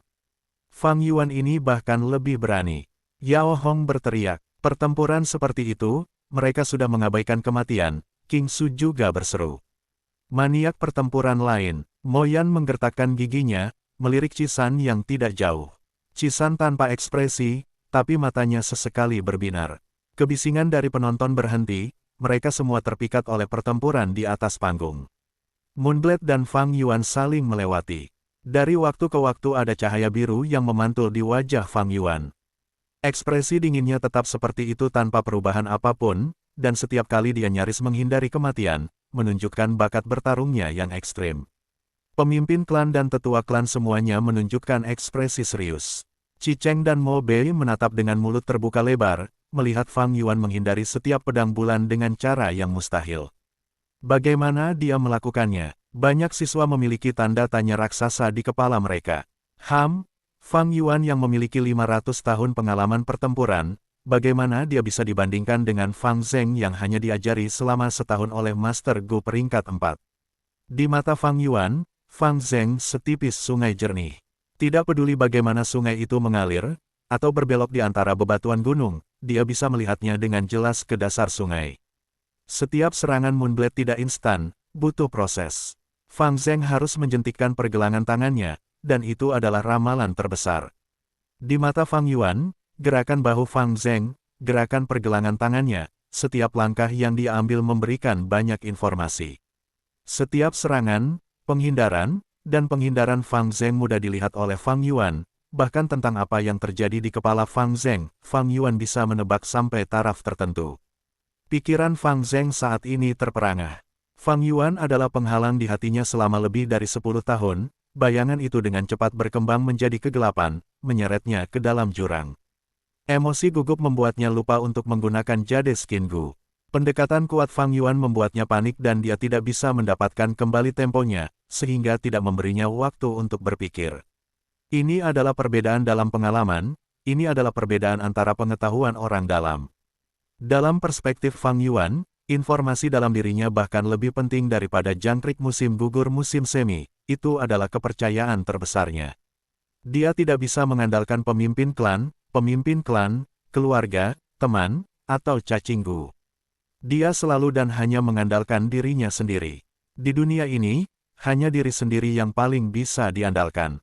Rekan satu tim dan mitra pertempuran itu, mereka hanyalah topeng orang lemah, alasan untuk mengantisipasi bantuan dari orang lain. Dia akhirnya sampai di dekat Fang Zheng. Bam! Pukulan Fang Yuan ditarik dari sudut tersembunyi, menghantam tepat ke perut Fang Zheng. Tubuh Fang Zheng meringkuk saat kekuatan tinju hampir membuatnya muntah. Dia dengan cepat melindungi kepalanya dengan tangannya dan mengambil langkah mundur yang besar. Pada saat genting, itu menunjukkan keterampilan dasarnya yang mantap. Di mana dia? Mata Fang Zheng menatap lebar, melihat sekeliling dari celah di antara kedua tangannya, mencoba menemukan lokasi Fang Yuan. Di belakang, dengan pemikiran ini, Fang Zheng merasakan kekuatan yang kuat di pinggangnya. Dia kehilangan pusat gravitasinya dan jatuh ke tanah. Tapi Fang Zheng telah melalui pelatihan yang sulit. Dengan gerakan ini dia membalik-balik di tanah dan pada saat yang sama, menembakkan pedang bulan dari telapak tangannya ke punggungnya. Gerakan ini adalah pengalaman pertempuran yang diberikan oleh pemimpin klan. Jika itu orang normal, mereka mungkin mengikuti di belakang Fang Zheng. Jika mereka tidak bisa bereaksi tepat waktu, mereka akan terkena Moonblade. Bahkan jika Moonblade tidak mengenai, mereka akan dipaksa mundur. Tapi siapa Fang Yuan? Bahkan Gu Yuebo tidak bisa bersaing dengannya dalam hal pengalaman. Fang Yuan bergerak dengan mantap, tidak mengejar. Sebaliknya, dia bergerak dalam lingkaran dan mendekati Fang Zheng. Moonblade hanya berhasil mengenai udara. Fang Zheng mengira dia bisa menarik jarak dan dengan cepat berdiri. Dia akan mengatur ulang dirinya sendiri tetapi dia tiba-tiba mendengar suara swoosh. Ini embusan pukulan. Pada sepersekian detik itu, Fang Zheng memiliki pemikiran seperti itu. Segera setelah itu, dia dipukul dengan keras di telinga oleh tinju Fang Yuan. Bam! Dia segera merasakan penglihatannya menjadi gelap, dan rasa pusing yang kuat menyebabkan dia kehilangan keseimbangan, benar-benar ambruk di tanah. Dia tergeletak di tanah selama lebih dari 2 kali napas, dan akhirnya dia pulih sedikit. Penglihatannya menjadi lebih jelas, melihat kedua kaki Fang Yuan tepat di sampingnya. Dia tiba-tiba mengerti betapa buruknya situasinya. Dia tergeletak di tanah seperti anjing sementara Fang Yuan menatapnya dari posisi tinggi itu. Brengsek! Fang Zheng sangat marah dan mencoba untuk bangun. Di bawah mata semua orang, Fang Yuan mengangkat kaki kanannya dan turun dengan kuat. Bam! Kepala Fang Zheng diinjak dengan keras, seperti batu yang menabrak panggung, membuat suara keras. Persetan! Fang Zheng mengamuk dan mencoba bangkit lagi. Fang Yuan menatap dingin, menginjak-injak sekali lagi. Bam! Kepala Fang Zheng membentur panggung lagi. Kulit kepalanya terbuka dan darah berdarah tanpa henti. Brengsek, brengsek, gigi Fang Zheng akan hancur karena mengepal, dan kemarahan di dadanya membakar seluruh tubuhnya. Dia mengangkat kepalanya lagi, mencoba untuk bangun. Bam! Langkah ketiga Fang Yuan turun. Kali ini dia terus menginjak kepalanya, tidak melepaskannya. Di bawah kekuatan besar, wajah Fang Zheng terjepit di lantai panggung. Wajah Fang Zheng hampir berubah bentuk, dan dia bernapas dengan terengah-engah, berjuang tanpa hasil. Dia merasa bahwa di kepalanya, ada batu besar yang tidak akan bergerak tidak peduli bagaimana dia berjuang. Benar, bagaimana aku bisa lupa, aku punya Moonlight Gu. Di bawah keputusasaan, inspirasi Fang Zheng muncul, dan dia memikirkan Moonlight Gu. Telapak tangan kanannya mengumpulkan cahaya bulan lagi. Tapi bagaimana mungkin Fang Yuan tidak menyadarinya? Dengan suara ringan, dia menembakkan pedang bulan ke telapak tangan kanan Fang Zheng. Ark! Fang Zheng berteriak, rasa sakit yang luar biasa membuat tubuhnya kejang seperti disambar petir. Telapak tangannya hampir ditembus oleh Fang Yuan, menunjukkan tulang putihnya. Moonlight Gu di telapak tangannya sudah mendapat pukulan hebat, itu diambang kematian. Bab 85, Berdarah Panas dan Berdarah Dingin. Penerjemah, Sky Pharaoh Editor, Sky Pharaoh. Kedua saudara ini benar-benar tidak berhubungan baik, gumam Yao Hong. Fang Yuan ini terlalu kejam, memperlakukan saudaranya seperti ini, banyak orang mengerutkan kening dengan sedih. Fang Yuan terlalu biadab, memeras batu purba kami selama 1 tahun penuh. Sekarang dia memperlakukan saudaranya seperti ini, para siswa menggertakkan gigi. Sikap dingin Fang Yuan memaksa kebencian mereka terhadap musuh bersama. Fang Zheng, berdiri, berdiri. Kalahkan Fang Yuan. Beberapa siswa yang tidak dikenal berteriak. Kalahkan Fang Yuan, kalahkan Fang Yuan. Seketika, banyak anak muda berteriak. Fang Yuan ini, memang orang yang dibenci. Mo Yan mendengus, menikmati kesulitannya. Fang Zheng, tunggu di sana, berdiri. Kalahkan monster ini Fang Yuan. Fang Zheng, berdiri. Kami bersamamu. Fang Zheng, kamu bisa melakukannya, kamu bisa melakukannya. Kerumunan bersorak dengan keras, dan suara dorongan memasuki telinga Fang Zheng. Huf, huf, huf. Huf, Fang Zheng terengah-engah. Saat suara memasuki hatinya, itu memberinya kekuatan yang tak terbayangkan. Adegan masa lalu diputar di kepalanya. Di jalanan, komentar para anggota klan. Itu Fang Yuan, jenius masa depan, dia tidak bisa diremehkan. Siapa itu di belakangnya? Oh, mungkin saudaranya, siapa yang tahu siapa namanya? Paman dan bibi tertawa, Fang Yuan, sekarang seluruh desa sedang mendiskusikan puisi baru yang kamu tulis. Ini sangat bagus, Paman dan Bibi bangga padamu. Fang Yuan melambaikan tangannya, berkata dengan tenang, aku hanya membuatnya dengan iseng. Paman dan Bibi mengangguk, berkata kepada Fang Zheng, belajarlah dengan baik dari saudaramu. Jika kamu setengah berbakat seperti saudaramu, kami tidak perlu khawatir. Di bawah sinar bulan, jauh di halaman. Pemimpin klan Gu Yuebo memandang Fang Zheng, berkata dengan lembut, Fang Zheng, percayalah. Anda harus menemukan tujuan Anda, percaya pada diri sendiri. Tapi, Tuan Pemimpin Klan. Gu Yuebo menepuk bahunya, menyemangati, bayangan di hatimu, orang lain tidak bisa menghilangkannya untukmu. Anda hanya bisa mengandalkan diri sendiri. Aku menunggu hari itu, malam sebelum ujian akhir tahun. Shen Cui memandang Fang Zheng dengan cinta dalam tatapannya di bawah lampu-lampu. Tuan muda, saya percaya Anda bisa mendapatkan nomor 1. Saya selalu percaya itu. Bekerja keras. Pagi hari sebelum keberangkatan, Paman dan Bibi berdiri di ambang pintu. Fang Zheng, setelah ujian akhir tahun, kamu akan meninggalkan akademi. Melihat pertumbuhan Anda, kami sangat senang. Pergi dan tunjukkan kepada semua orang kekuatan nilai A. Petik 2. Dan, di bawah matahari terbenam, di sudut yang gelap, seorang teman sekelas perempuan menangis dengan deras. Tunjangannya hanya 3 batu purba, tetapi Fang Yuan mengambil sepotong, meninggalkan saya dengan 2. Saya hampir tidak dapat memberi makan Moonlight Gu saya pada tingkat ini. Petik 2. Hati Fang Zeng melunak, ini adalah batu purba saya akan meminjamkannya kepada Anda. Teman sekelas perempuan mengambil batu purba, berkata dengan air mata, Fang Zeng, kamu terlalu baik, tolong kalahkan saudaramu dan akhiri tirani di akademi. Fang Zeng terdiam, sekelompok teman sekelas muncul di depannya. Fang Zeng, kamu adalah bakat kelas A, kamu bisa melakukannya. Fang Yuan terlalu banyak, terus-menerus menggertak kami, kamu adalah satu-satunya harapan kami. Fang Zeng, mulai hari ini dan seterusnya, kami bersamamu, kami akan selalu mendukungmu. Semuanya, Fang Zeng mengamati sekeliling, melihat sepasang mata yang peduli, dan merasa sangat tersentuh. Setiap orang memiliki harapan terhadap saya. Teman sekelasku, paman, bibi, Sen Cui, dan pemimpin klan Tuan. Semua orang menungguku, menatapku, mendukungku.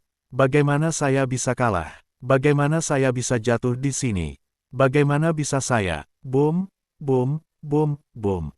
Jantungnya berdebar kencang di dadanya, dan mata Fang Zeng bersinar dengan cemerlang.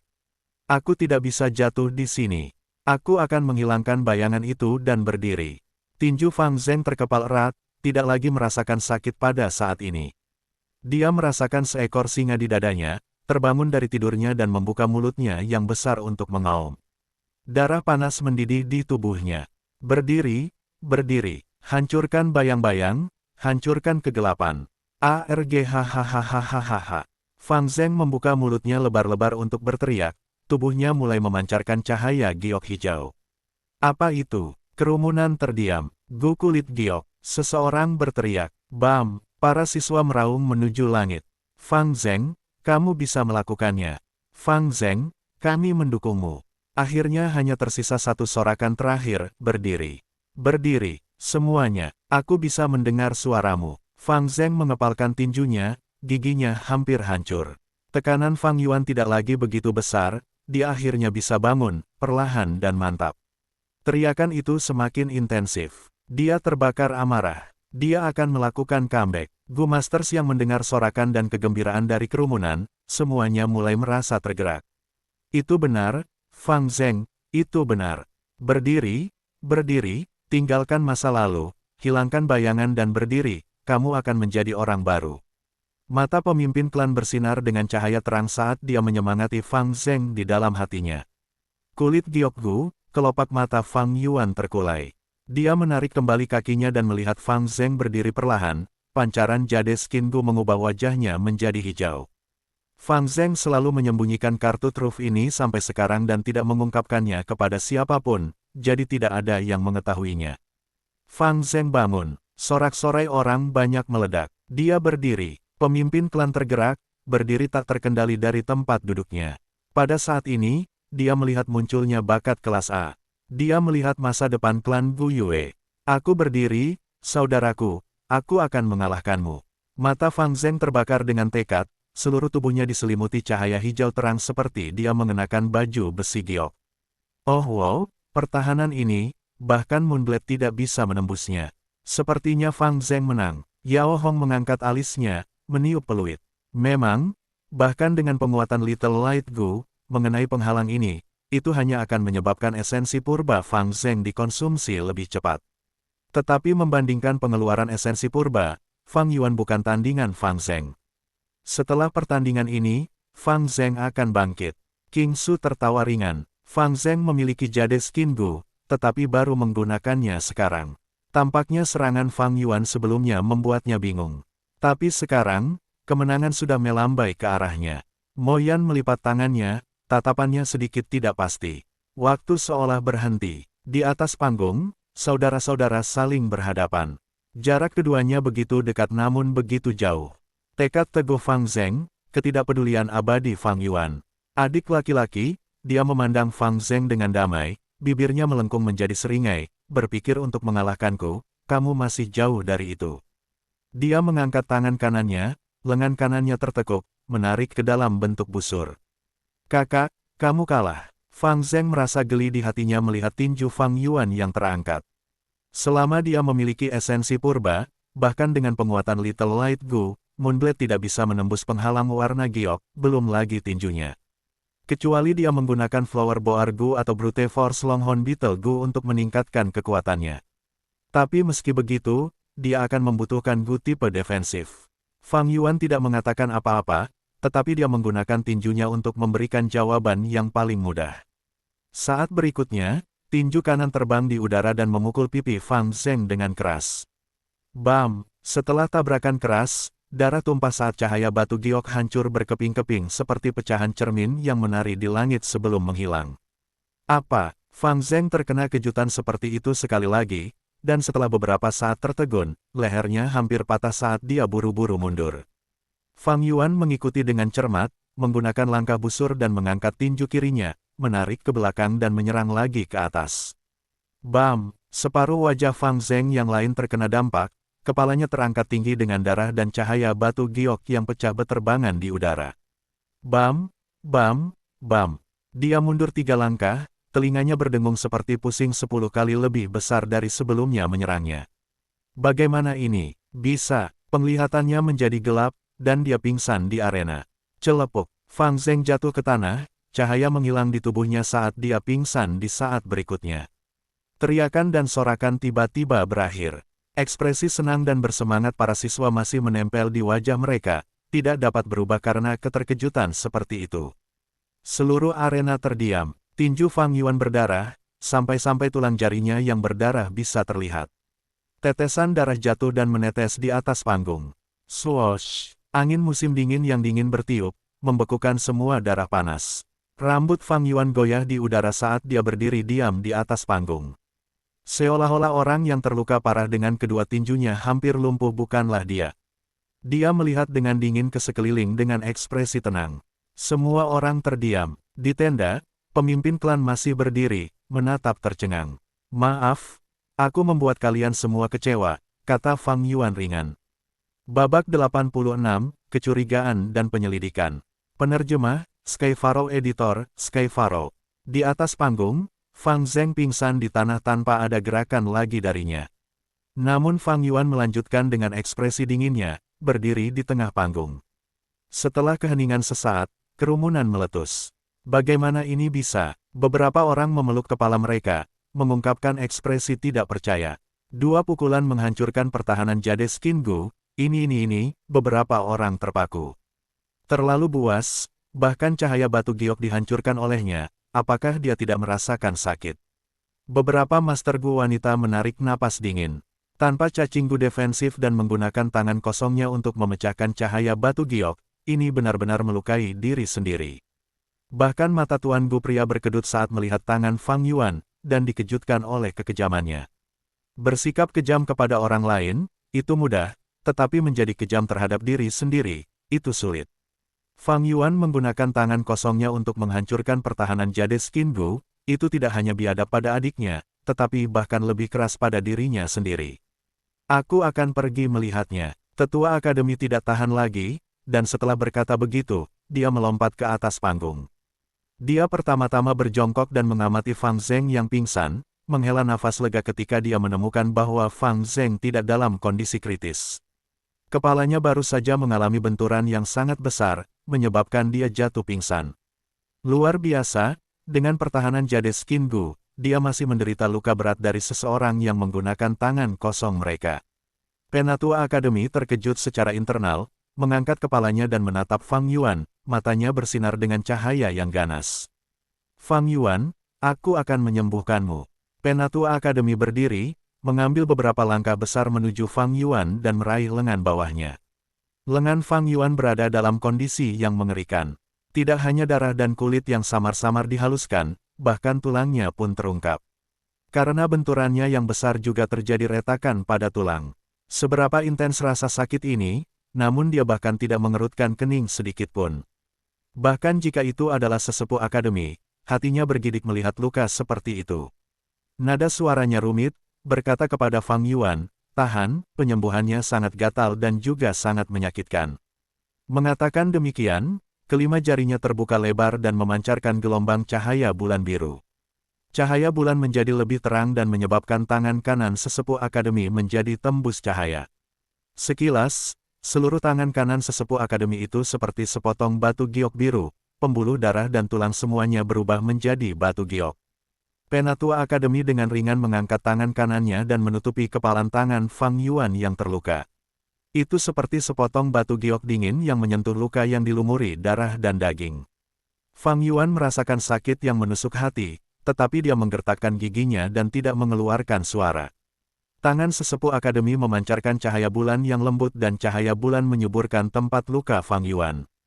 Pada tulang, retakan mulai membaik, dan daging serta kulit mulai tumbuh dengan cepat dan sembuh. Fang Yuan merasakan gatal yang hebat, menyebabkan dia terengah-engah. Ekspresi sesepuh akademi itu tenang. Saat menyembuhkan Fang Yuan, dia mengalihkan sebagian konsentrasinya ke lengan Fang Yuan, dan juga memeriksa bukaannya. Di aperture, esensi purba tembaga berwarna hijau hitam mengamuk seperti ombak di laut. Cacing minuman keras putih dan gemuk sedang berenang dan bermain di laut purba. Keempat dinding lubang semuanya terbuat dari dinding kristal berwarna putih.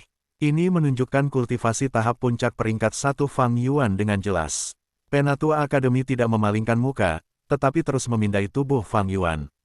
Akhirnya, dia menemukan bahwa di telapak tangan Fang Yuan, ada Moonlight Gu dan Little Light Gu. Tidak ada cacing gu lainnya. Apakah Fang Yuan benar-benar menggunakan kekuatannya sendiri untuk mematahkan pertahanan gu kulit giok? Kekuatan seperti itu jauh melampaui orang dewa savana. Dia baru berusia 15 tahun, bagaimana dia bisa memiliki kekuatan seperti itu? Mata sesepuh akademi bersinar dengan kecurigaan. Tetua klan, terima kasih atas perawatanmu. Fang Yuan mengambil kembali lengannya dari sesepuh akademi dan mengguncangnya. Meskipun masih ada sedikit rasa sakit, lukanya sudah sembuh. Jika ini kembali ke bumi, cedera seperti itu akan membutuhkan 1 atau 2 tahun untuk sembuh dan bahkan akan meninggalkan beberapa efek samping yang serius. Ini adalah aspek magis dari dunia ini. Sekarang setelah lengan Fang Yuan sembuh, meskipun dia masih merasa seperti lemah ketika dia meraih udara atau melambaikannya, 7 atau 8 hari kemudian, efek samping yang tidak kuat akan hilang. Tapi Fang Yuan tidak berterima kasih kepada sesepuh akademi. Cederanya juga bisa disembuhkan oleh Master Gu penyembuh lainnya, dan dia sangat sadar motif sesepuh akademi adalah untuk memeriksa celahnya. Fang Yuan sudah mengharapkan ini sejak awal, jadi dia meninggalkan White Boar Gu dan Jade Skin Gu di Gua Rahasia kedua. Adapun jangkrik musim gugur musim semi, dengan status peringkat 6, jika ingin bersembunyi, bahkan Gu Yuebo peringkat 4 tidak akan menemukannya jika dia memeriksanya secara pribadi. Tetua akademi tidak menemukan apapun, dan itu menyebabkan dia mengerutkan kening. Meskipun dia masih curiga di dalam hatinya, tetapi di depan begitu banyak orang, dia tidak memiliki kesempatan yang tepat untuk bertanya. Fang Yuan, kamu tampil bagus, terus bekerja keras. Akhirnya, tetua akademi menepuk bahu Fang Yuan dan menyatakan dengan keras, ujian akhir tahun ini, tempat pertama jatuh ke Fang Yuan. Sejak kenaikan sesepuh akademi ke atas panggung, penonton menyaksikan dengan tenang. Setelah mendengar pengumumannya, mereka mulai berdiskusi dengan sungguh-sungguh. Untuk berpikir bahwa pada akhirnya, Fang Yuan tertawa terakhir. Dia hanya kelas C, tapi dia mengalahkan peringkat 2 Fang Zheng yang memiliki gu kulit giok. Apakah dia curang?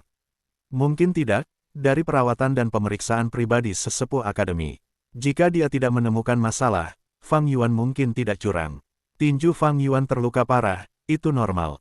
Tapi sebagai anak berusia 15 tahun, memiliki kekuatan yang jauh melebihi orang dewasa, bukankah itu mencurigakan? Apa yang perlu dicurigai? Selalu ada orang yang terlahir dengan bakat aneh. Entah kekuatan super, atau super pintar, sebenarnya kekuatan Fang Yuan tidak begitu menakutkan, pikirkan tentang pria itu. Guru-guru yang berbicara menunjuk pada Qi San yang berdiri. Orang-orang langsung tercerahkan, oh ya, ketika Qi San masih kecil, kekuatannya sudah lebih besar dari orang dewasa, apakah Fang Yuan juga monster seperti itu? Itu harus begitu. Ketika Fang Yuan masih muda, dia bisa membuat puisi. Puisi-puisi itu terkenal di sekitar desa saat itu. Kami mengira dia kelas A, tapi ternyata dia kelas C, tapi sepertinya surga punya rencana lain dan memberinya kekuatan. Dia masih kelas C, jika dia kelas B dia akan menjadi Qi San yang lain. Tidak ada yang perlu iri, kultivasi Master Gu bergantung pada bakat mereka. Jika saya bisa mendapatkan Black Boar Gu di masa depan, saya akan memiliki kekuatan yang lebih besar dari dia. Itu tidak banyak, dia hanya bisa sombong untuk sementara waktu. Beberapa orang mengangkat bahu, berbicara tidak peduli. Fang Yuan berjalan menuruni panggung, matanya menangkap diskusi orang-orang saat dia menyeringai dingin di dalam hatinya. Asal-usul cacing likor sudah dijelaskan dengan sempurna oleh Fang Yuan, tetapi begitu Gu kulit giok terbuka, Fang Yuan tidak akan bisa menjelaskannya. Karena itu, dia harus merahasiakan ini dan tidak bisa menggunakannya di depan umum. Adapun pemikiran dan penjelasan orang-orang ini, itu adalah arah yang diinginkan Fang Yuan. Atau lebih tepatnya, bahkan jika para petinggi curiga, mereka hanya akan curiga pada pendukung misteriusnya. Setengah tahun yang lalu, saya mempertaruhkan bahaya dan menggunakan taring babi hutan untuk membuat lapisan perlindungan kedua di kamp. Itu akhirnya mulai bermain. Mata Fang Yuan gelap seperti jurang. Pemimpin klan Gu Yue tidak duduk. Dia terus berdiri dan mengerutkan kening dalam-dalam. Masalah ini telah berkembang di luar kendalinya. Fang Yuan mendapatkan tempat pertama, dia tidak terlalu peduli. Itu hanya tempat pertama ujian akhir tahun, tidak ada yang signifikan. Dia khawatir tentang Gu Yue Fang Zheng. Tidak dapat disangkal, dampak hari ini terlalu besar pada Fang Zheng.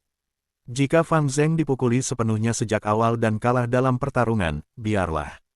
Tapi itu hanya harus pada titik di mana dia menggunakan kekuatan penuhnya dan mendapat dorongan kepercayaan diri yang besar, bahwa dia dikirim terkapar oleh dua tinju Fang Yuan.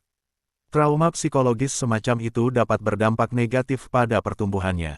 Di bawah bimbingan dan pengaturan saya, Fang Zheng adalah yang pertama maju ke tahap atas, tahap puncak dan peringkat 2 tahap awal, terus mendapatkan kesuksesan dan kepercayaan diri.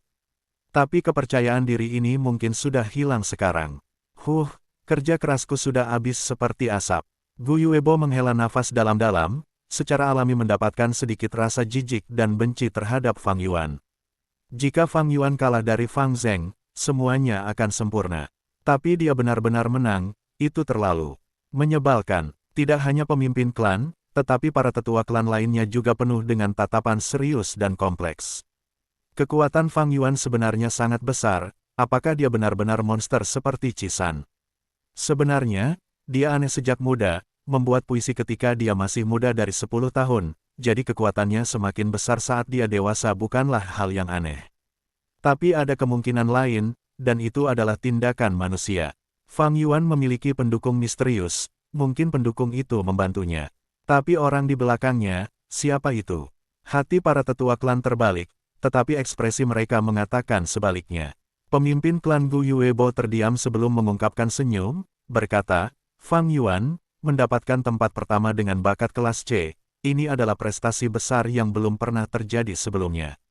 Menjadi tempat pertama, Anda memiliki 100 batu purba sebagai hadiah dan juga prioritas pemilihan cacing Gu. Sekarang, saya akan memberi Anda hadiah lebih lanjut, Anda dapat memilih grup kecil manapun yang Anda inginkan dan bergabung dengannya. Terlepas dari grup, manapun yang Anda inginkan, katakan saja dan Anda dapat bergabung. Petik 2. Setelah mengatakan itu, semua Master Gu dan siswa peringkat 2 menatap Fang Yuan dengan iri. Kelompok-kelompok kecil juga memiliki perbedaan, dan bergabung dengan kelompok yang baik berarti masa depan yang cerah. Hadiah Gu Yuebo sangat murah hati. Meskipun saya membuat keputusan ini di tempat, saya percaya para tetua klan di sini akan setuju dengan saya. Gu Yuebo tersenyum lebih intens, melihat para tetua klan di sampingnya. Dengan Gu Yue Qilian dan Gu Yue Mo Chen sebagai kepala tetua klan, semua wajah mereka muram dan beberapa bahkan mengerutkan kening, tetapi tidak ada yang menghentikannya. Hati Fang Yuan melonjak. Masalah telah datang. Bab 87, Sikap adalah topeng hati. Penerjemah, Skyfaro Editor, Skyfaro. Fang Yuan bisa melihat niat di balik tindakan seperti itu, ini adalah penyelidikan kecil ujian dari pemimpin klan. Tatapannya menyapu arena, 3 kelompok dengan kinerja terbaik seluruh klan ada di sini. Kelompok Kingsu dari faksi pemimpin klan, grup Cisan dari faksi Qi, dan grup Mo Yan dari faksi Mo. Jika itu adalah siswa biasa, bergabung dengan salah satu dari 3 kelompok berarti mendapatkan dukungan besar, mewakili masa depan yang cerah. Tetapi bagi Fang Yuan, itu adalah kebalikannya. Dalam persepsi petinggi klan, dia sudah menjadi bagian dari faksi misterius. Bergabung dengan salah satu dari 3 masalah yang dieja. Misalnya, jika dia bergabung dengan faksi Qi-san, keluarga Qi jelas tahu bahwa mereka tidak merekrutnya. Jadi pikiran pertama mereka adalah, Fang Yuan adalah pion dari keluarga lain, tetapi sekarang dia bergabung dengan grup kami, apa niatnya? Memiliki. Selanjutnya mereka akan berpikir, faksi misterius yang merekrut Fang Yuan sebelumnya telah melanggar aturan, dan sekarang Fang Yuan hadir di sini, pemimpin klan akan berpikir bahwa kamilah yang merekrutnya, jadi bukankah ini membawa kesalahan untuk mereka? Itu tidak akan berhasil, kita harus menangkap Fang Yuan, awasi dia dan selidiki dia. Kami akan menemukan bukti nyata dan mengungkap pendukung misteriusnya. Tapi kenyataannya, Fang Yuan tidak punya pendukung. Begitu saya bergabung dengan salah satu dari 3 kelompok, itu berarti saya menyinggung salah satu dari 3 faksi terbesar di klan ini. Itu pasti tidak akan berhasil. Saya awalnya ingin tetap low profile dan bergabung dengan kelompok Jiang He, tetapi kelompok Jiang He didukung oleh sesepuh ruang hukuman. Di bawah pengawasan semua orang, jika saya bergabung dengan tiba-tiba, itu juga tidak pantas. Fang Yuan pasti ragu-ragu. Senyum Gu Yuebo menjadi lebih intens, melanjutkan, Fang Yuan, jika kamu tidak memilih, aku akan memilihkan untukmu. Para tetua klan di sampingnya menyaksikan dengan tenang dengan ekspresi tak bergerak, masing-masing berdiri seperti patung. Memaksaku. Tatapan Fang Yuan bersinar, langsung menebak kata-kata Gu Yuebo selanjutnya, entah melemparkannya ke kelompok Qi-san atau kelompok Moyan. Gu Yuebo tahu dalam hatinya bahwa dia tidak merekrut Fang Yuan. Baginya, tindakan ini tidak hanya dapat menghilangkan kecurigaan terhadapnya tetapi juga melemahkan musuhnya, serta mengungkap faksi misterius, itu membunuh 3 burung dengan 1 batu. Itu adalah permainan yang bisa mengalihkan masalah, meskipun tampaknya sederhana. Itu adalah langkah strategis yang menunjukkan kemampuan politik berpengalaman Gu Yuebo. Tidak, aku tidak boleh membiarkan dia mendiktekannya. Sepertinya aku hanya bisa memilih grup yang jelek. Fang Yuan hendak membuka mulutnya dan berbicara. Tiba-tiba pada saat ini, seseorang berbicara, mengapa Anda tidak bergabung dengan tim kami? Grup kami kekurangan penyerang. Siapa yang bilang? Seketika, semua orang berbalik ke arah sumber suara. Orang yang berbicara tidak tinggi atau pendek, dengan kulit kuning gelap yang membuatnya terlihat sakit-sakitan. Sepasang mata segitiga bersinar dengan kecemerlangan. Itu adalah ular sakit-sakitan Gu Yue Jiao-san. 1. Seseorang menunjukkan identitasnya. Gu Yue Jiao-san. Itu hanya tim sampah tanpa latar belakang. Pemimpin klan dan tetua klan semuanya menunjukkan ekspresi kecewa. Jiao-san, mata Fang Yuan bersinar dengan kilau gelap yang tidak terdeteksi. Dia dan orang Gu Yue Jiao-san ini belum pernah bertemu atau berbicara sebelumnya, dan dia tidak memiliki ingatan tentang orang seperti itu. Mengapa Jiao-san membuka mulutnya dan mengundangnya ke dalam timnya? Apakah itu murni karena dia mendapat tempat pertama dalam ujian? Bagaimana itu bisa terjadi? Hanya seseorang yang kekanak-kanakan seperti Fang Zheng yang memiliki pemikiran naif seperti itu. Tetapi, karena Jiao-san membuka mulutnya dan mengundang Fang Yuan secara pribadi, situasi seperti itu adalah titik terobosan yang baik. Para petinggi klan pasti sangat kecewa sekarang. Hehe, Fang Yuan tersenyum memikirkan hal ini, matanya melihat ke bawah, menyembunyikan kecemerlangan dalam ekspresinya. Kalau begitu aku akan bergabung dengan grupmu. Fang Yuan setuju di tempat, memblokir kata-kata Gu Yuebo yang akan datang. Apakah Fang Yuan ini terbelakang? Mengabaikan grup dengan performa terbaik dan bergabung dengan grup ular yang sakit-sakitan. Dia pasti gila, kepribadian Jiao-san, hehehe. Para siswa dan Master Gu mulai berdiskusi, memandang Fang Yuan seolah dia orang bodoh. Ekspresi para pemimpin klan dan sesepuh berubah redup. Penyelidikan hari ini digagalkan oleh Gu Yue Jiao-san ini. Tidak, mungkin Jiao-san ini juga pion dalam game ini, tapi apapun yang terjadi, mereka harus menyelidiki Gu Yue Jiao-san ini. 3 hari kemudian, salju sudah turun selama sehari, dan sekarang setelah berangsur-angsur semakin kecil, potongan-potongan kepingan salju terbang di udara meluncur bersama angin. Di Gunung Qingmao, ada lapisan warna putih di atasnya. Banyak cabang telanjang tanpa daun, kecuali pohon pinus yang selalu hijau dan bambu Qingmao, yang mempertahankan warna aslinya berdiri dengan bangga di salju.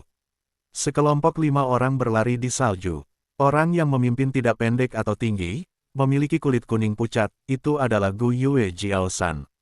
Saat dia berlari, dia berbalik ke arah Fang Yuan yang pendiam, tersenyum lembut dengan kebaikan. Fang Yuan, jangan gugup. Meskipun ini adalah misi klan pertama Anda, isinya sederhana. Ikuti saja kami dan pelajari sepanjang jalan. Ya, jawab Fang Yuan ringan, menatap ke depan dengan ekspresi serius. Itu sudah musim dingin. Berlari di salju, angin musim dingin yang dingin bahkan lebih kuat. Setiap tarikan napasnya seperti memakan debu salju, mendinginkan seluruh dadanya. Wajah Fang Yuan awalnya sangat putih, dan sekarang salju bersinar di atasnya, tampak lebih pucat. Dalam proses berlari, salju terus turun di rambut hitam pendeknya, bahu dan dahinya. Yang berbeda dari sebelumnya adalah Fang Yuan telah berganti pakaian. Ini adalah pakaian pertempuran berwarna biru tua. Pakaiannya berlengan panjang dan bercelana panjang, dengan balutan lembaran bambu di kakinya sebagai pembungkus, dan sepatu bambu menghiasi kakinya. Di kepalanya ada ikat kepala biru cerah, dan ikat kepala itu berkibar di udara saat Fang Yuan berlari. Di pinggangnya, ada sabuk longgar. Sabuknya berwarna biru laut dengan pelat perunggu di atasnya, diukir dengan angka 1, itu sangat mencolok mata. Ini adalah pakaian guru Gu, menunjukkan status Fang Yuan sebagai guru Gu peringkat 1.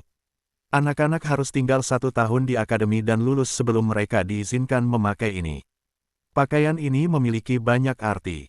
Setelah dipakai itu berarti bahwa seseorang telah melampaui alam fana, meninggalkan kehidupan rendahan dan melangkah ke masyarakat atas, menjadi kelas menengah dari seluruh umat manusia. Bahkan jika peringkat 1 Gu Masters adalah bagian bawah dari tingkat ini, mulai sekarang manusia manapun harus memberi jalan kepada Fang Yuan dan memberi hormat kepadanya. Tatapan Gu Yue Jiaoshan terus bersinar. Pakaian pertempuran ini saat dikenakan oleh Fang Yuan, ditambah dengan ekspresi dinginnya, menunjukkan suasana orang yang dingin dan tenang. Sambil berlari, dia terus bertanya kepada Fang Yuan, kami sedang menjalankan misi, dan biasanya kami harus terburu-buru saat bepergian, jadi berlari adalah hal yang biasa. Apa kau sudah terbiasa? Aku bisa mengatasinya. Kata-kata Fang Yuan sangat berharga seperti emas, menggunakan sudut matanya untuk melihat Gu Yue Jiaoshan. Ekspresi hangat dan ramah Jiaoshan membuatnya berpikir tentang legenda Renzu. Kata-kata mengatakan bahwa Renzu menggunakan aturan dan regulasi Gu dan memperoleh kekuatan tetapi kehilangan kebijaksanaan, meninggalkan 3 cacing Gu. Salah satunya adalah kecurigaan, satu adalah kepercayaan, dan yang lainnya adalah sikap.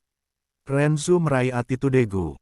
Attitude Gu mengikuti aturan taruhan, tunduk pada Renzu, mengatakan kepadanya, manusia, kamu menangkapku, aku hanya bisa mengutuk nasib burukku. Mulai sekarang, saya akan berada di bawah perintah Anda. Pakailah aku dan kamu akan dapat menggunakan kemampuanku. Penampilan attitude Gu seperti topeng. Renzu meletakkannya di wajahnya, tetapi pada akhirnya dia tidak bisa memakainya. Bahkan jika dia menggunakan tali untuk mengikatnya, itu akan tetap jatuh. Apa yang sedang terjadi? Renzu bermasalah. Attitude Gu tertawa, aku tahu, manusia, kamu tidak punya hati.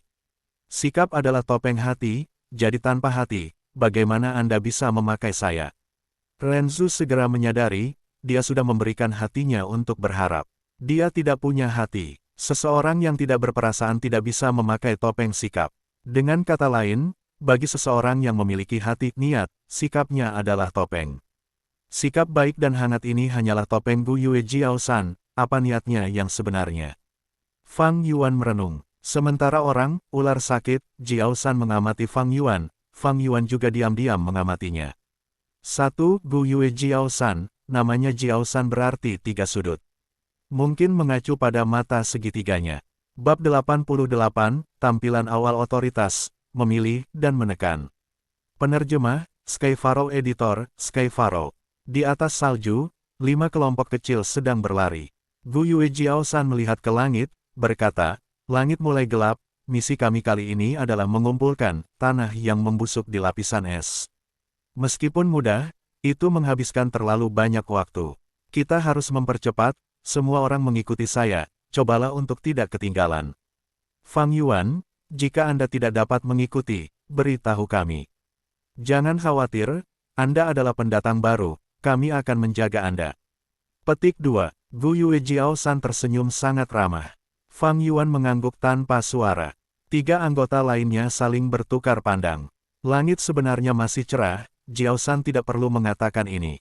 Pada kenyataannya, dia ingin memberi Fang Yuan tampilan otoritas awal. Ketiganya tahu ini jauh di lubuk hati, tetapi tidak mengeksposnya. Pada kenyataannya, tampilan otoritatif semacam ini biasa terjadi. Ketika seorang anggota baru bergabung, anggota yang lebih tua biasanya akan mengerahkan otoritasnya untuk menghilangkan kesombongan anggota yang lebih muda sehingga lebih mudah untuk memerintah dan mengendalikan mereka. Ayo pergi, Jiao San berkata dengan ringan, mengambil langkah besar dan menjadi yang pertama bergegas keluar. Tatapan Fang Yuan bersinar, menuju keluar dengan kecepatan yang sama seperti tiga lainnya, mengikuti dari belakang. Sepatu bambu itu menginjak salju, meninggalkan jejak kaki. Jalan gunung penuh rintangan, sulit untuk bermanuver. Apalagi dengan lapisan salju yang tebal, bahkan lebih mudah untuk jatuh. Pada saat yang sama, karena lapisan salju, siapa yang tahu jika di bawahnya ada bebatuan tajam atau jebakan. Jika seseorang masuk ke dalam perangkap pemburu, mereka akan lebih sial. Hidup di dunia ini sangat sulit. Bepergian tampak mudah tetapi sebenarnya itu banyak berkaitan dengan pengalaman.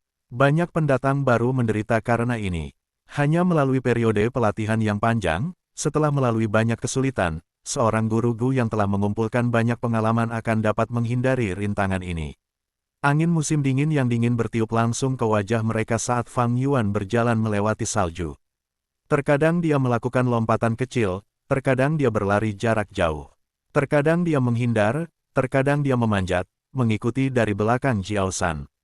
Seluruh King Mao ditutupi oleh lapisan mantel salju, dan banyak pohon memiliki cabang telanjang, tanpa satu daun pun. Kadang-kadang, tupai atau rusa liar ditakuti oleh orang-orang ini dan melarikan diri dengan cepat. 30 menit kemudian, Jiao San berhenti di jalurnya saat dia telah mencapai tujuannya. Dia menoleh, menatap Fang Yuan, tersenyum, dan memuji, kerja bagus. Kamu benar-benar juara tahun ini, mengikuti di belakangku dan tidak kehilangan kecepatanmu sekalipun. Fang Yuan tersenyum diam-diam. Tampilan otoritatif semacam ini, dia jelas dari itu. Bahkan, lari cepat di salju sudah menjadi acara tradisional. Banyak kelompok kecil menggunakan ini untuk menekan arogansi pendatang baru.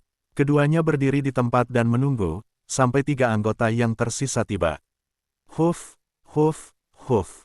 Mereka mengambil napas dalam-dalam, dahi mereka penuh dengan keringat, wajah mereka merah saat mereka meletakkan tangan mereka di atas penantian mereka. Anggota terakhir menjatuhkan diri di tanah. Jiao San dengan kasar menatap mereka, menggonggong, berdiri tegak. Apakah kamu tidak cukup mempermalukan kami? Lihatlah Fang Yuan, lalu lihat dirimu sendiri. Setelah misi ini, kembalilah dan renungkan dirimu sendiri. Ketiganya segera berdiri tegak, tetapi menundukkan kepala. Mereka dicaci oleh Jiao San sampai mereka tidak berani mengangkat kepala atau menegurnya. Hanya tatapan mereka ke arah Fang Yuan yang berubah. Aneh sekali, bagaimana Fang Yuan ini bisa begitu berpengalaman. Aku tidak melihatnya jatuh sekalipun. Kita hanya memiliki kekuatan normal, bagaimana kita bisa bersaing dengan monster ini? Bukan hanya kami tidak mendapatkan pertunjukan untuk ditonton, kami bahkan menjadi domba kurban. Orang ini, cukup, dorong. Jiao San menunjuk ke depan, lembah berukuran kecil ini adalah tujuan kita. Di dalam, ada sejumlah besar tanah permafrost yang membusuk untuk kami kumpulkan. Mari kita berpisah di sini dan memanen bumi yang membeku. 1 jam kemudian, kita akan berkumpul di sini. Kong Jing, bagikan alatnya. Petik 2. Jiao San baru saja berbicara, dan anggota pria bernama Gu Yue Kong Jing berdiri. Dia membuka telapak tangannya lebar-lebar dan cahaya kuning keluar dari lubang di perutnya, mendarat di telapak tangannya. Cahaya kuning menyebar, menunjukkan bentuk aslinya. Seekor katak dengan punggung emas. Katak emas ini gemuk dengan perut raksasa seputih salju, menyebabkan seluruh tubuhnya terlihat seperti bola saat digembungkan. Mulut dan mata katak semuanya berada di atas kepalanya karena perut ini terjepit di suatu titik. Tatapan Fang Yuan bersinar, mengenali cacing Gu ini. Ini adalah cacing Gu peringkat 2, katak perut besar. Segera setelah itu, tangan Kong Jing memancarkan jejak esensi purba baja merah, dan diserap oleh katak. Pita, katak perut besar memekik, membuka mulutnya untuk memuntahkan sekop baja. Sekop baja terbang di langit, berubah besar dengan cepat. Dalam sekejap mata, itu mendarat di tanah, menjadi sekop baja besar setengah ukuran seseorang. Ribit, ribit, ribit. Itu memanggil beberapa kali, setiap kali memuntahkan alat. Akhirnya, lapangan salju di depan semua orang memiliki 5 sekop baja, dan 5 kotak kayu. Semua kotak kayu memiliki 2 tali untuk dibawa. Guru Gu memberi makan cacing Gu adalah beban besar. Dengan demikian, cacing Gu terbatas jumlahnya. Selama tahap awal, sulit untuk menangani sendiri lingkungan yang berbeda, dan dengan intensitas masalah yang berbeda, Master Gu sering bekerja dalam kelompok. Dalam kelompok kecil, ada seseorang yang melakukan pengintaian, seseorang untuk menyerang, seseorang yang bertanggung jawab atas pertahanan, seseorang yang menyembuhkan, dan seseorang sebagai pendukung logistik. Master Gu yang berdiri, Kong Jing, adalah pendukung logistik Gu Master. Dia mengendalikan katak perut besar ini, yang merupakan cacing Gu pendukung, di mana perutnya memiliki ruang lain yang dapat digunakan sebagai ruang penyimpanan. Tentu saja, setiap Gu memiliki kekuatan dan kelemahannya masing-masing. Kelemahan kodok perut besar adalah bahwa tidak hanya ruang penyimpanan yang terbatas, setiap kali memuntahkan item, ia harus berbunyi sekali, dan ini menjengkelkan. Terutama ketika seorang Master Gu bersembunyi di medan perang, jika ditangani dengan buruk, itu akan mengungkapkan lokasi seseorang. Hal lain adalah, katak perut besar tidak dapat menyimpan cacing Gu, dan tidak kebal terhadap racun, tidak dapat menyimpan benda beracun. Setelah membagikan alat, masing-masing anggota kelompok memiliki sekop baja dan sebuah kotak di tangan mereka. Ayo berangkat, Jiao San melambaikan tangannya, memimpin rombongan ke lembah. Fang Yuan memegang sekop baja dan membawa kotak kayu, memilih arah lain. Bagaimanapun, dia adalah seorang pemula, terburu-buru seperti itu. Hehe, apakah tanah permafrost yang membusuk begitu mudah dipanen? Jika dia tidak bisa membedakannya, dia mungkin mendapatkan tanah beku yang normal, menyia-nyiakan usahanya. Petik 2. Sebenarnya, sangat sulit untuk membedakannya. Warna tanah permafrost yang membusuk hampir sama dengan tanah beku normal, terutama di bawah penutup semua salju yang terakumulasi, jadi pemula hanya bisa menggali dengan mengandalkan keberuntungan mereka. Petik 2. 3 anggota yang melihat tampilan belakang Fang Yuan tertawa secara internal. 1 jam kemudian, mereka melihat Fang Yuan kembali dengan sekotak penuh tanah yang membusuk, dan semuanya tercengang. Termasuk Jiao San, semua kotak kayu mereka hanya setengah diisi dengan tanah yang membusuk. Melihat kotak kayu Fang Yuan, mereka hampir malu menunjukkan hasilnya. Itu semua tanah yang membusuk karena permafrost. Seorang anggota mengamati dengan cermat dan bahkan lebih terkejut. Fang Yuan, bagaimana kamu mengumpulkan begitu banyak tanah beku? Seorang anggota wanita tidak bisa menahan rasa penasarannya dan bertanya. Alis Fang Yuan terangkat, dan cahaya salju menyinari iris matanya, menunjukkan tatapan yang jernih dan transparan.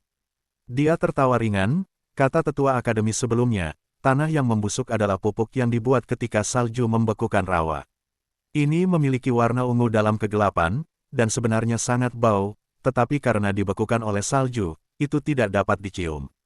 Ini adalah makanan cacing gemuk kentut bau. Pada saat yang sama juga sangat subur, sering bercampur di tanah untuk menanam tanaman, buah-buahan dan sayuran. Klan yang mengirimkan misi ini, mungkin karena mereka ingin menggunakannya di gua bawah tanah dan menyuburkan bunga anggrek bulan. Kata-katanya menyebabkan keempatnya membeku di tempat. Teori-teori ini jelas dipelajari di akademi. Tetapi teori dan kenyataan sangat sulit untuk dihubungkan. Apakah Fang Yuan pernah mengumpulkan tanah yang membusuk di permafrost sebelumnya?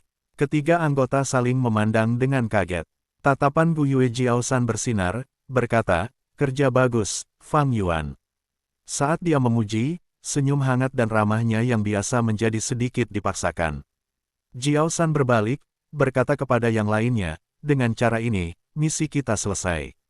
Semua orang memberikan sekop dan kotak Anda ke Kong Jing, dan mari kembali. Petik 2. Ketika mereka kembali ke desa, hari sudah sore. Kelimanya berjalan keluar dari aula urusan internal, Jiao San membagikan 6 batu purba yang mereka peroleh. Dia mendapat 2 potong, sedangkan anggota lainnya mendapat 1. Batu purba sangat mudah diperoleh, jadi semua anggota tersenyum. Fang Yuan menyimpan batu purbanya secara diam-diam. Hanya dalam hatinya dia berpikir, ketika seorang pendatang baru bergabung dengan kelompok kecil, klan biasanya akan memberikan hadiah besar untuk misi sebagai bentuk mendukung pendatang baru. Mengumpulkan misi tanah yang membusuk permafrost, hadiahnya paling banyak 2 batu purba, tetapi karena saya ada 3 kali lebih banyak. Menurut logika, saya seharusnya mendapatkan lebih banyak batu. Jika lari cepat salju adalah pertunjukan yang otoritatif, maka meminta kami dengan sengaja mengumpulkan tanah beku saja adalah tanda untuk menyerang saya, dan distribusi batu purba sudah merupakan penindasan. Petik 2. Satu atau dua purba bukanlah masalah bagi Fang Yuan. Dia hanya bertanya-tanya dengan aneh, dia dan Gu Yue Jiaoshan tidak pernah berinteraksi, jadi mengapa dia menekannya? Kecuali, sebuah inspirasi melanda Fang Yuan. Babak 89, seekor ular sakit-sakitan melingkari kaki. Penerjemah, Sky Pharaoh Editor, Sky Pharaoh. Kelimanya berdiri di jalan setapak. Gu Yue Jiaoshan tertawa ramah dan berkata kepada Fang Yuan, "Adik kecil Fang Yuan, penampilanmu benar-benar membuat kami semua terkesan. Sepertinya kami melakukan hal yang benar dengan mengundang Anda untuk bergabung dengan kami. Anda baru saja lulus dari akademi, dan mungkin tidak jelas tentang beberapa hal. Biarkan saya memperkenalkan Anda kepada mereka." Petik 2. Pertama, misi klan, setiap Master Gu harus menyelesaikan setidaknya 1 bulan. Semakin Anda menyelesaikan dan semakin sempurna, semakin tinggi evaluasi Anda. Kedua, misi didistribusikan oleh aula urusan internal atau aula urusan eksternal, masing-masing Gu Master hanya dapat menerima 1. Setelah diterima, mereka harus menyelesaikannya. Ketiga, dalam kondisi khusus, seorang guru Gu dapat memilih untuk meninggalkan misi, tetapi itu akan menyebabkan penilaian mereka sangat menurun. Pada saat yang sama, Master Gu peringkat 1 tidak memiliki hak untuk menyerah, dan hanya Master Gu peringkat 2 yang melakukannya. Tapi mereka hanya bisa meninggalkan 1 misi dalam setahun. Keempat, evaluasi klan sangat penting. Ini menyangkut masa depanmu di klan, dan semakin tinggi evaluasimu, semakin besar masa depanmu dan semakin cerah itu. Fang Yuan mendengarkan, mengangguk. Hal-hal ini sudah dihafal olehnya. Gu Yue Jiaoshan benar dan tidak salah mengarahkannya, tetapi banyak isi kunci yang tidak diucapkan. Baiklah, misi tanah permafrost yang membusuk baru saja selesai. Selanjutnya, saya menerima misi berburu rusa liar. Bahayanya rendah, jadi sangat cocok bagimu untuk berlatih. Jiaoshan berkata kepada Fang Yuan. Fang Yuan tertawa dingin di dalam hatinya, tetapi berkata, "Terima kasih atas perhatianmu, pemimpin kelompok." Gu Yue Kongjing segera menindaklanjuti, "Adik laki-laki Fang Yuan, kamu harus benar-benar berterima kasih kepada pemimpin kelompok. Meskipun misi sederhana mudah diselesaikan, mereka memiliki hadiah kecil. Tindakan pemimpin kelompok adalah untuk menjagamu." Dua Master Gu wanita lainnya juga berbicara, "Ya, adik laki-laki Fang Yuan, tindakan berbicara lebih keras daripada kata-kata. Mengapa Anda tidak berterima kasih kepada pemimpin kelompok dengan mentraktirnya makan siang? Adik kecil Fang Yuan, kamu baru saja meninggalkan akademi, masyarakat itu rumit. Hubungan antar manusia sangat penting. Jika Anda tidak tahu apa-apa, tanyakan saja pada kami saat makan siang." Petik 2. Gu Yue Jiaoshan tertawa, dengan sengaja melambaikan tangannya, "Jangan letakkan dia di tempat, dia baru saja meninggalkan akademi, dia harus ketat pada batu purba. Bagaimana itu bisa terjadi? Selain itu, hanya menjadi tempat pertama di ujian akhir tahun memberinya 100 batu purba sebagai hadiah, kan?" Seorang guru Gu wanita dengan sengaja berkata, dan kemudian menunjukkan ekspresi iri, "Aku benar-benar iri padamu, 100 batu purba adalah jumlah yang sangat besar bahkan bagi kami. Pemimpin kelompok, kamu salah mengira adik kami Fang Yuan. Bagaimana dia bisa begitu pelit? Apakah saya benar, adik kecil Fang Yuan?" Gu Yue Kongjing tertawa terbahak-bahak, seolah dia sangat bahagia. Guru Gu wanita lain semakin dekat dengan Fang Yuan, seolah-olah mereka memiliki hubungan dekat, berkata, "Adik laki-laki Fang Yuan, sebuah nasihat. Anda dapat memilih untuk tidak menyedot kami, tetapi pemimpin kelompok, Anda harus melakukannya. Anda tahu, evaluasi kelompok kami memiliki bagian yang ditulis oleh pemimpin kelompok. Jika dia mengatakan Anda luar biasa, Anda luar biasa. Jika dia mengatakan Anda tampil buruk, itu berarti Anda benar-benar tampil buruk." Petik 2. Itu benar, itu benar. Evaluasi sangat penting bagi kami Gu Masters, kami membutuhkan setidaknya evaluasi yang luar biasa untuk diperhatikan oleh para petinggi. Di masa depan di mana kita memiliki pencapaian yang cukup, kita akan dapat bekerja selama beberapa tahun lebih sedikit. Kong Jing segera menindaklanjuti. Sepanjang seluruh proses, Gu Yue Jiaoshan tersenyum dan menonton. Akhirnya dia melambaikan tangannya dengan ekspresi ramah dan sambil tertawa berkata, Ah, jangan bicara omong kosong. Saya selalu tidak memihak ketika menulis evaluasi saya, dan tidak akan mudah disuap oleh Anda. Tapi jangan khawatir Fang Yuan, Anda adalah pendatang baru, jadi sekarang Anda berada di grup kami, saya akan menjaga evaluasi Anda dengan baik. Jika itu adalah remaja normal, mereka akan dipimpin oleh beberapa orang ini, merasa tersentuh secara diam-diam. Mereka menindas ketidaktahuan dan kenaifan pendatang baru. Tapi iris mata Fang Yuan tenang seperti laut. Pemimpin kelompok yang terlibat dalam evaluasi anggota, itu benar. Ini adalah sistem klan, memberikan wewenang kepada pemimpin kelompok, sehingga mereka dapat mengatur setiap kelompok kecil. Tapi itu tidak separah yang dikatakan orang-orang ini. Untuk evaluasi klan, evaluasi pemimpin kelompok hanya sebagian kecil, dan sebagian besar masih dikaitkan dengan olah urusan internal klan. Atau lebih tepatnya, bahkan jika pemimpin kelompok memiliki pengaruh yang besar terhadapnya, lalu bagaimana? Fang Yuan tidak peduli dengan evaluasinya. Dia sudah memutuskan, dengan cepat meningkatkan kultivasinya, mencapai peringkat 3, dan kemudian meninggalkan tempat ini. Dia tidak pernah berpikir untuk tinggal di klan ini selama lebih dari 100 tahun untuk menghabiskan hidupnya. Bagi para petani yang bodoh dan hina ini, evaluasi adalah hal yang paling penting. Tetapi bagi Fang Yuan, itu lebih rendah dari kotoran anjing. Dengan demikian, nada mereka yang agak mengancam tidak ada gunanya bagi Fang Yuan.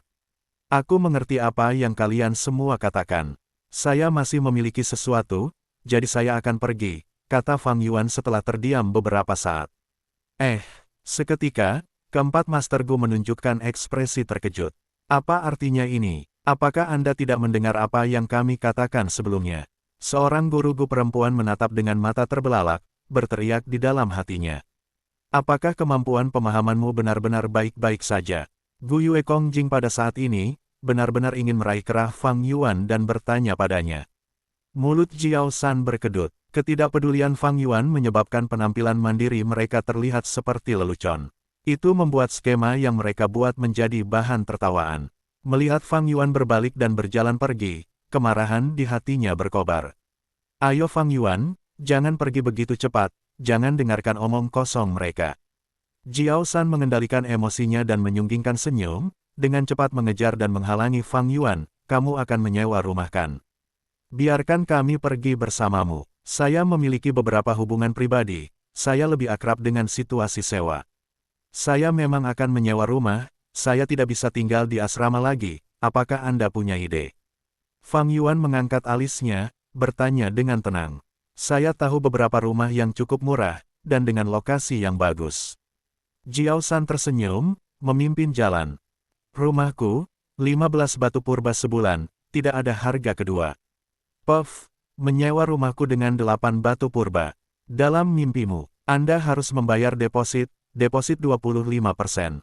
Vendor lain juga melakukan ini. Petik 2, rumah saya memiliki feng shui yang bagus, dan tenang di malam hari. Lebih penting lagi, itu menghadap ke paviliun pemimpin klan, Anda tahu seberapa bagus lokasinya. Ini benar-benar murah, hanya 25 batu purba sebulan. Petik 2, sepanjang jalan sampai malam hari, Fang Yuan tidak menemukan rumah untuk tinggal. Adik kecil Fang Yuan, kamu terlalu pelit. Desa ini hanya begitu besar, harganya semua seperti ini. Menurut pendapat saya, Anda harus mendapatkan rumah di dekat paviliun pemimpin klan, lantai 2 sangat luas dan pemandangannya bagus. Adik laki-laki Fang Yuan, jangan terlalu hemat, itu hanya 25 batu purba. Hadiah yang Anda dapatkan cukup bagi Anda untuk tinggal 4 bulan. Petik 2. Kedua Master Gu wanita terus mendesaknya dengan niat buruk. Fang Yuan menggelengkan kepalanya, saya tidak punya banyak batu purba, saya tidak bisa boros. Kalau begitu sewa apartemen bawah tanah, lebih murah. Mata Gu Yue Kongjing bersinar dengan kecemerlangan dingin, menyarankan. Fang Yuan mendengus dalam hatinya, Kongjing ini memiliki hati yang keji. Desa ini sudah memiliki curah hujan yang tinggi, dan sekarang musim dingin, apartemen bawah tanah akan memiliki aliran udara yang buruk, dan penyewa akan mudah masuk angin. Bahkan jika tidak ada penyakit, itu akan menyebabkan masalah dalam jangka panjang. Melihat Fang Yuan tetap diam, Jiao San berkata, sebenarnya lantai pertama aula besar itu juga bagus. Tinggal bersama dengan orang lain menyebabkan harga sewa juga berkurang. Fang Yuan menggelengkan kepalanya, aku ingin tinggal sendiri, aku tidak suka tinggal bersama orang lain. Gu Yue Kongjing mendengus, berkata dengan sedih, kamu tidak menginginkan ini, kamu tidak menginginkan itu. Saya tidak mencoba untuk memarahi Anda, adik Fang Yuan, tetapi Anda terlalu pilih-pilih dan berharap terlalu banyak.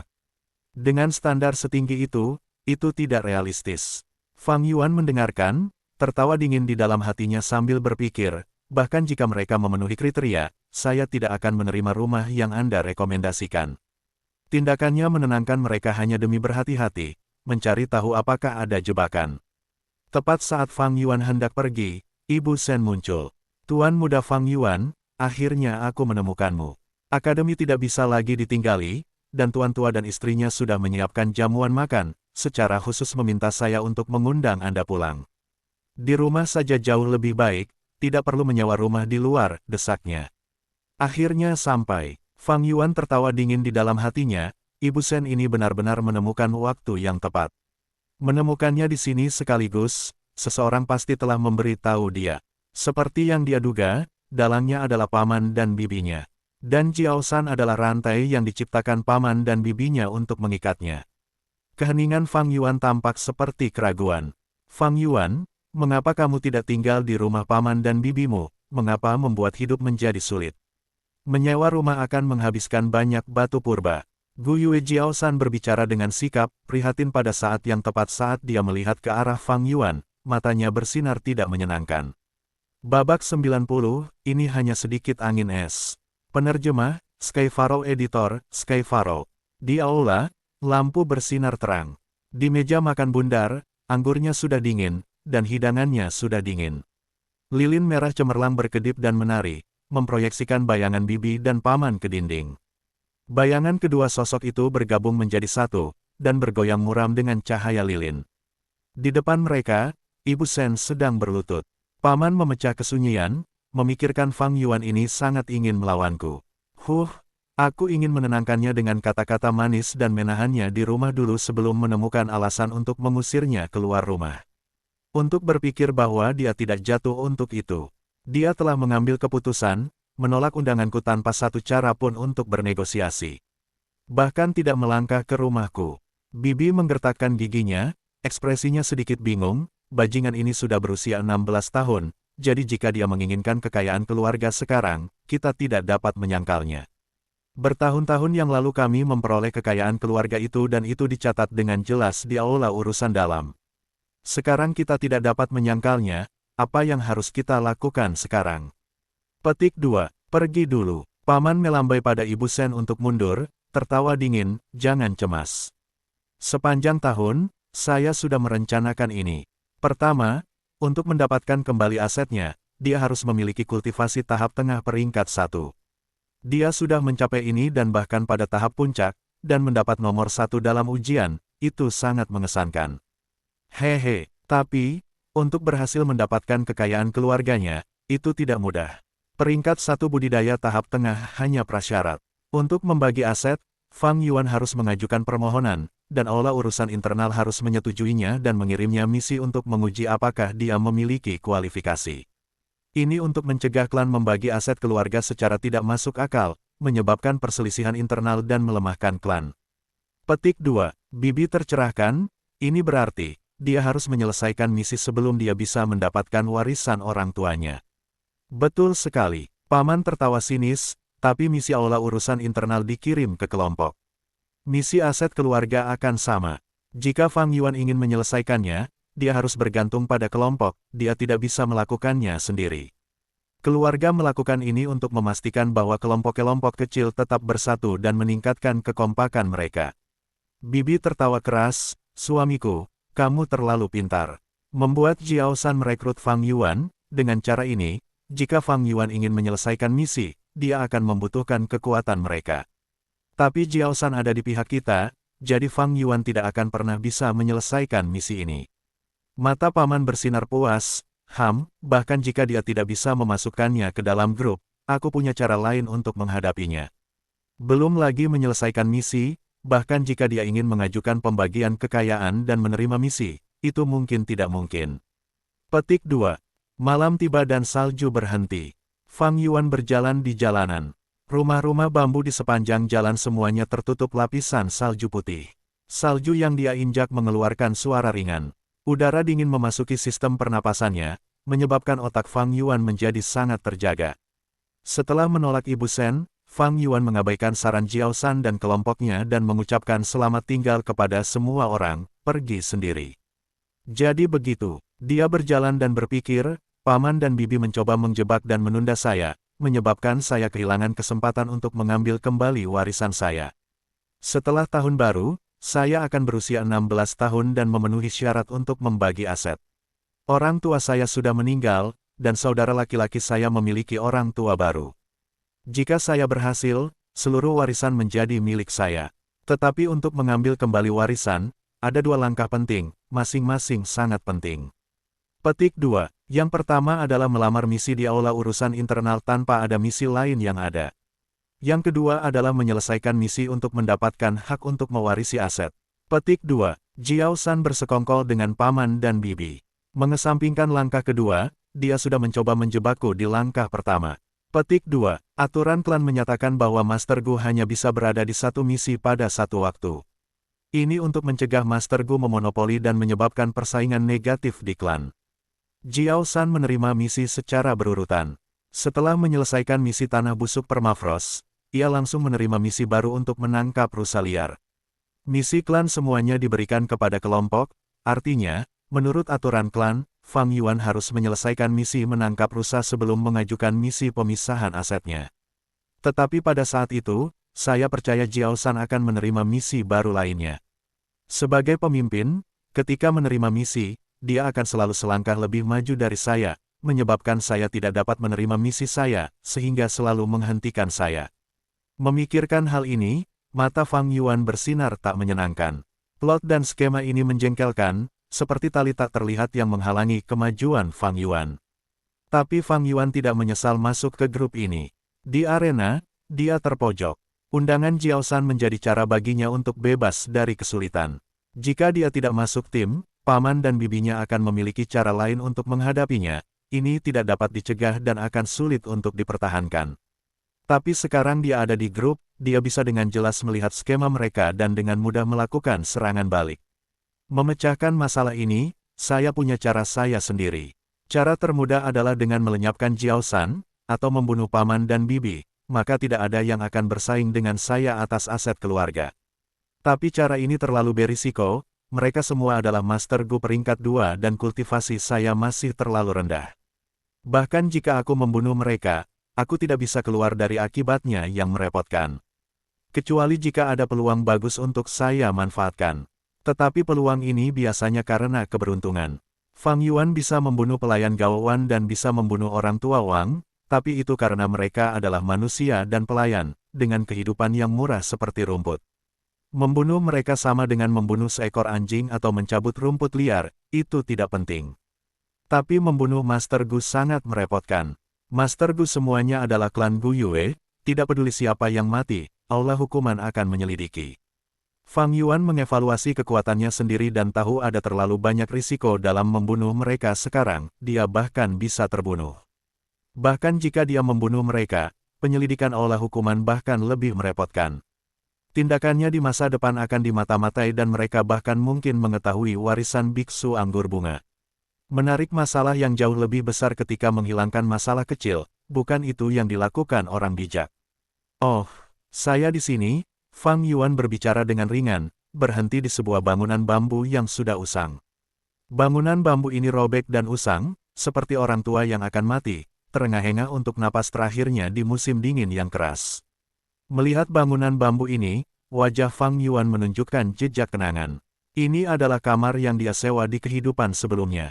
Dalam kehidupan sebelumnya, setelah diusir oleh paman dan bibinya, ia memiliki kurang dari 15 batu purba yang tersisa dan harus tidur di jalanan selama beberapa hari sebelum menemukan tempat ini. Tempat ini terlalu usang dan memiliki harga sewa yang jauh lebih rendah daripada tempat lain. Selain itu, sementara tempat lain menghitung sewa per bulan, tempat ini menghitungnya dengan hari. Saya tidak tahu kalau di tempat lain ada jebakan paman dan bibi atau tidak. Tapi ingatan kehidupanku sebelumnya memberitahuku bahwa setidaknya tempat ini aman. Fang Yuan berdering di pintu. Setelah setengah jam, ia menetapkan persyaratan sewa dan dibawa ke lantai 2 oleh pemiliknya. Lantainya sudah tua, mengeluarkan suara berbahaya dan mengkhawatirkan saat diinjak. Kamar itu hanya memiliki satu tempat tidur, dan sebuah selimut. Selimut itu memiliki banyak tambalan tetapi masih berlubang-lubang, dan gumpalan kapas kuning bocor dari dalam. Kepala tempat tidur memiliki lampu minyak. Pemilik rumah pergi setelah menyalakan lampu. Fang Yuan tidak tidur, tetapi duduk di tempat tidur dan mulai berkultivasi. Saat lautan purbanya mengamuk di lubang, setiap tetes esensi purba berwarna hijau hitam. 4 dinding aperture berwarna kristal putih, dalam keadaan tembus pandang. Peringkat 1 tahap puncak. Tiba-tiba, laut purba perunggu hijau mulai memiliki arus, seperti binatang buas yang mengamuk dan bunuh diri menuju 4 dinding lubang. Bam bam bam, gelombang besar menabrak dinding aperture, menyebabkan riak kecil pecah menjadi tetesan kecil sebelum menghilang. Setelah beberapa saat, laut esensi purba 44% dengan cepat dikeluarkan, dengan sejumlah besar esensi purba habis. Di dinding aperture yang kokoh, ada garis retakan. Tapi retakan saja tidak cukup. Fang Yuan ingin menembus peringkat 1 tahap puncak dan mencapai peringkat 2, jadi dia harus menghancurkan dinding aperture ini sepenuhnya, berkembang melalui kehancurannya. Esensi purba hijau hitam terus menyerang dinding kristal, dan retakan meningkat, membentuk potongan raksasa. Di beberapa tempat, retakan itu bahkan lebih dalam, membentuk garis yang sangat jelas. Saat dia menggunakan esensi purba, dia tidak terus menggunakan esensi purba untuk menyerang, dan dinding kristal mulai sembuh, menyebabkan retakan menghilang. Fang Yuan tidak terkejut, mengumpulkan semangatnya dan membuka matanya.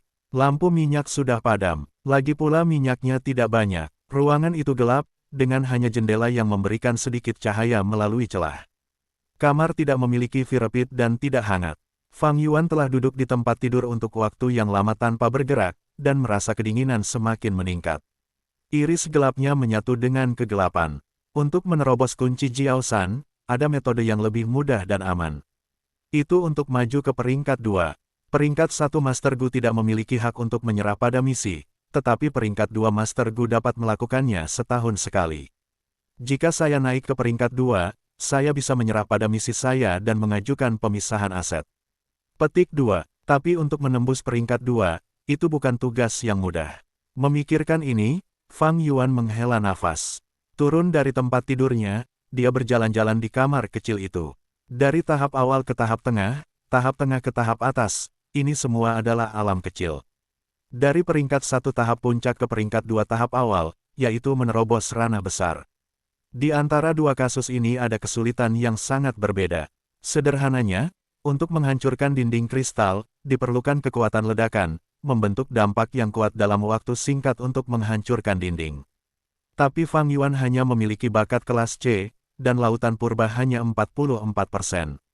Jika dia menggunakan seluruh kekuatannya untuk menyerang dinding, esensi purbanya akan segera habis. Sama seperti sebelumnya, setelah esensi purbanya habis, dia tidak akan lagi memiliki kekuatan untuk melanjutkan. Dan tembok itu memiliki kemampuan pemulihan, jadi tak lama kemudian, tembok itu akan sembuh. Apapun yang dilakukan Fang Yuan sebelumnya akan sia-sia.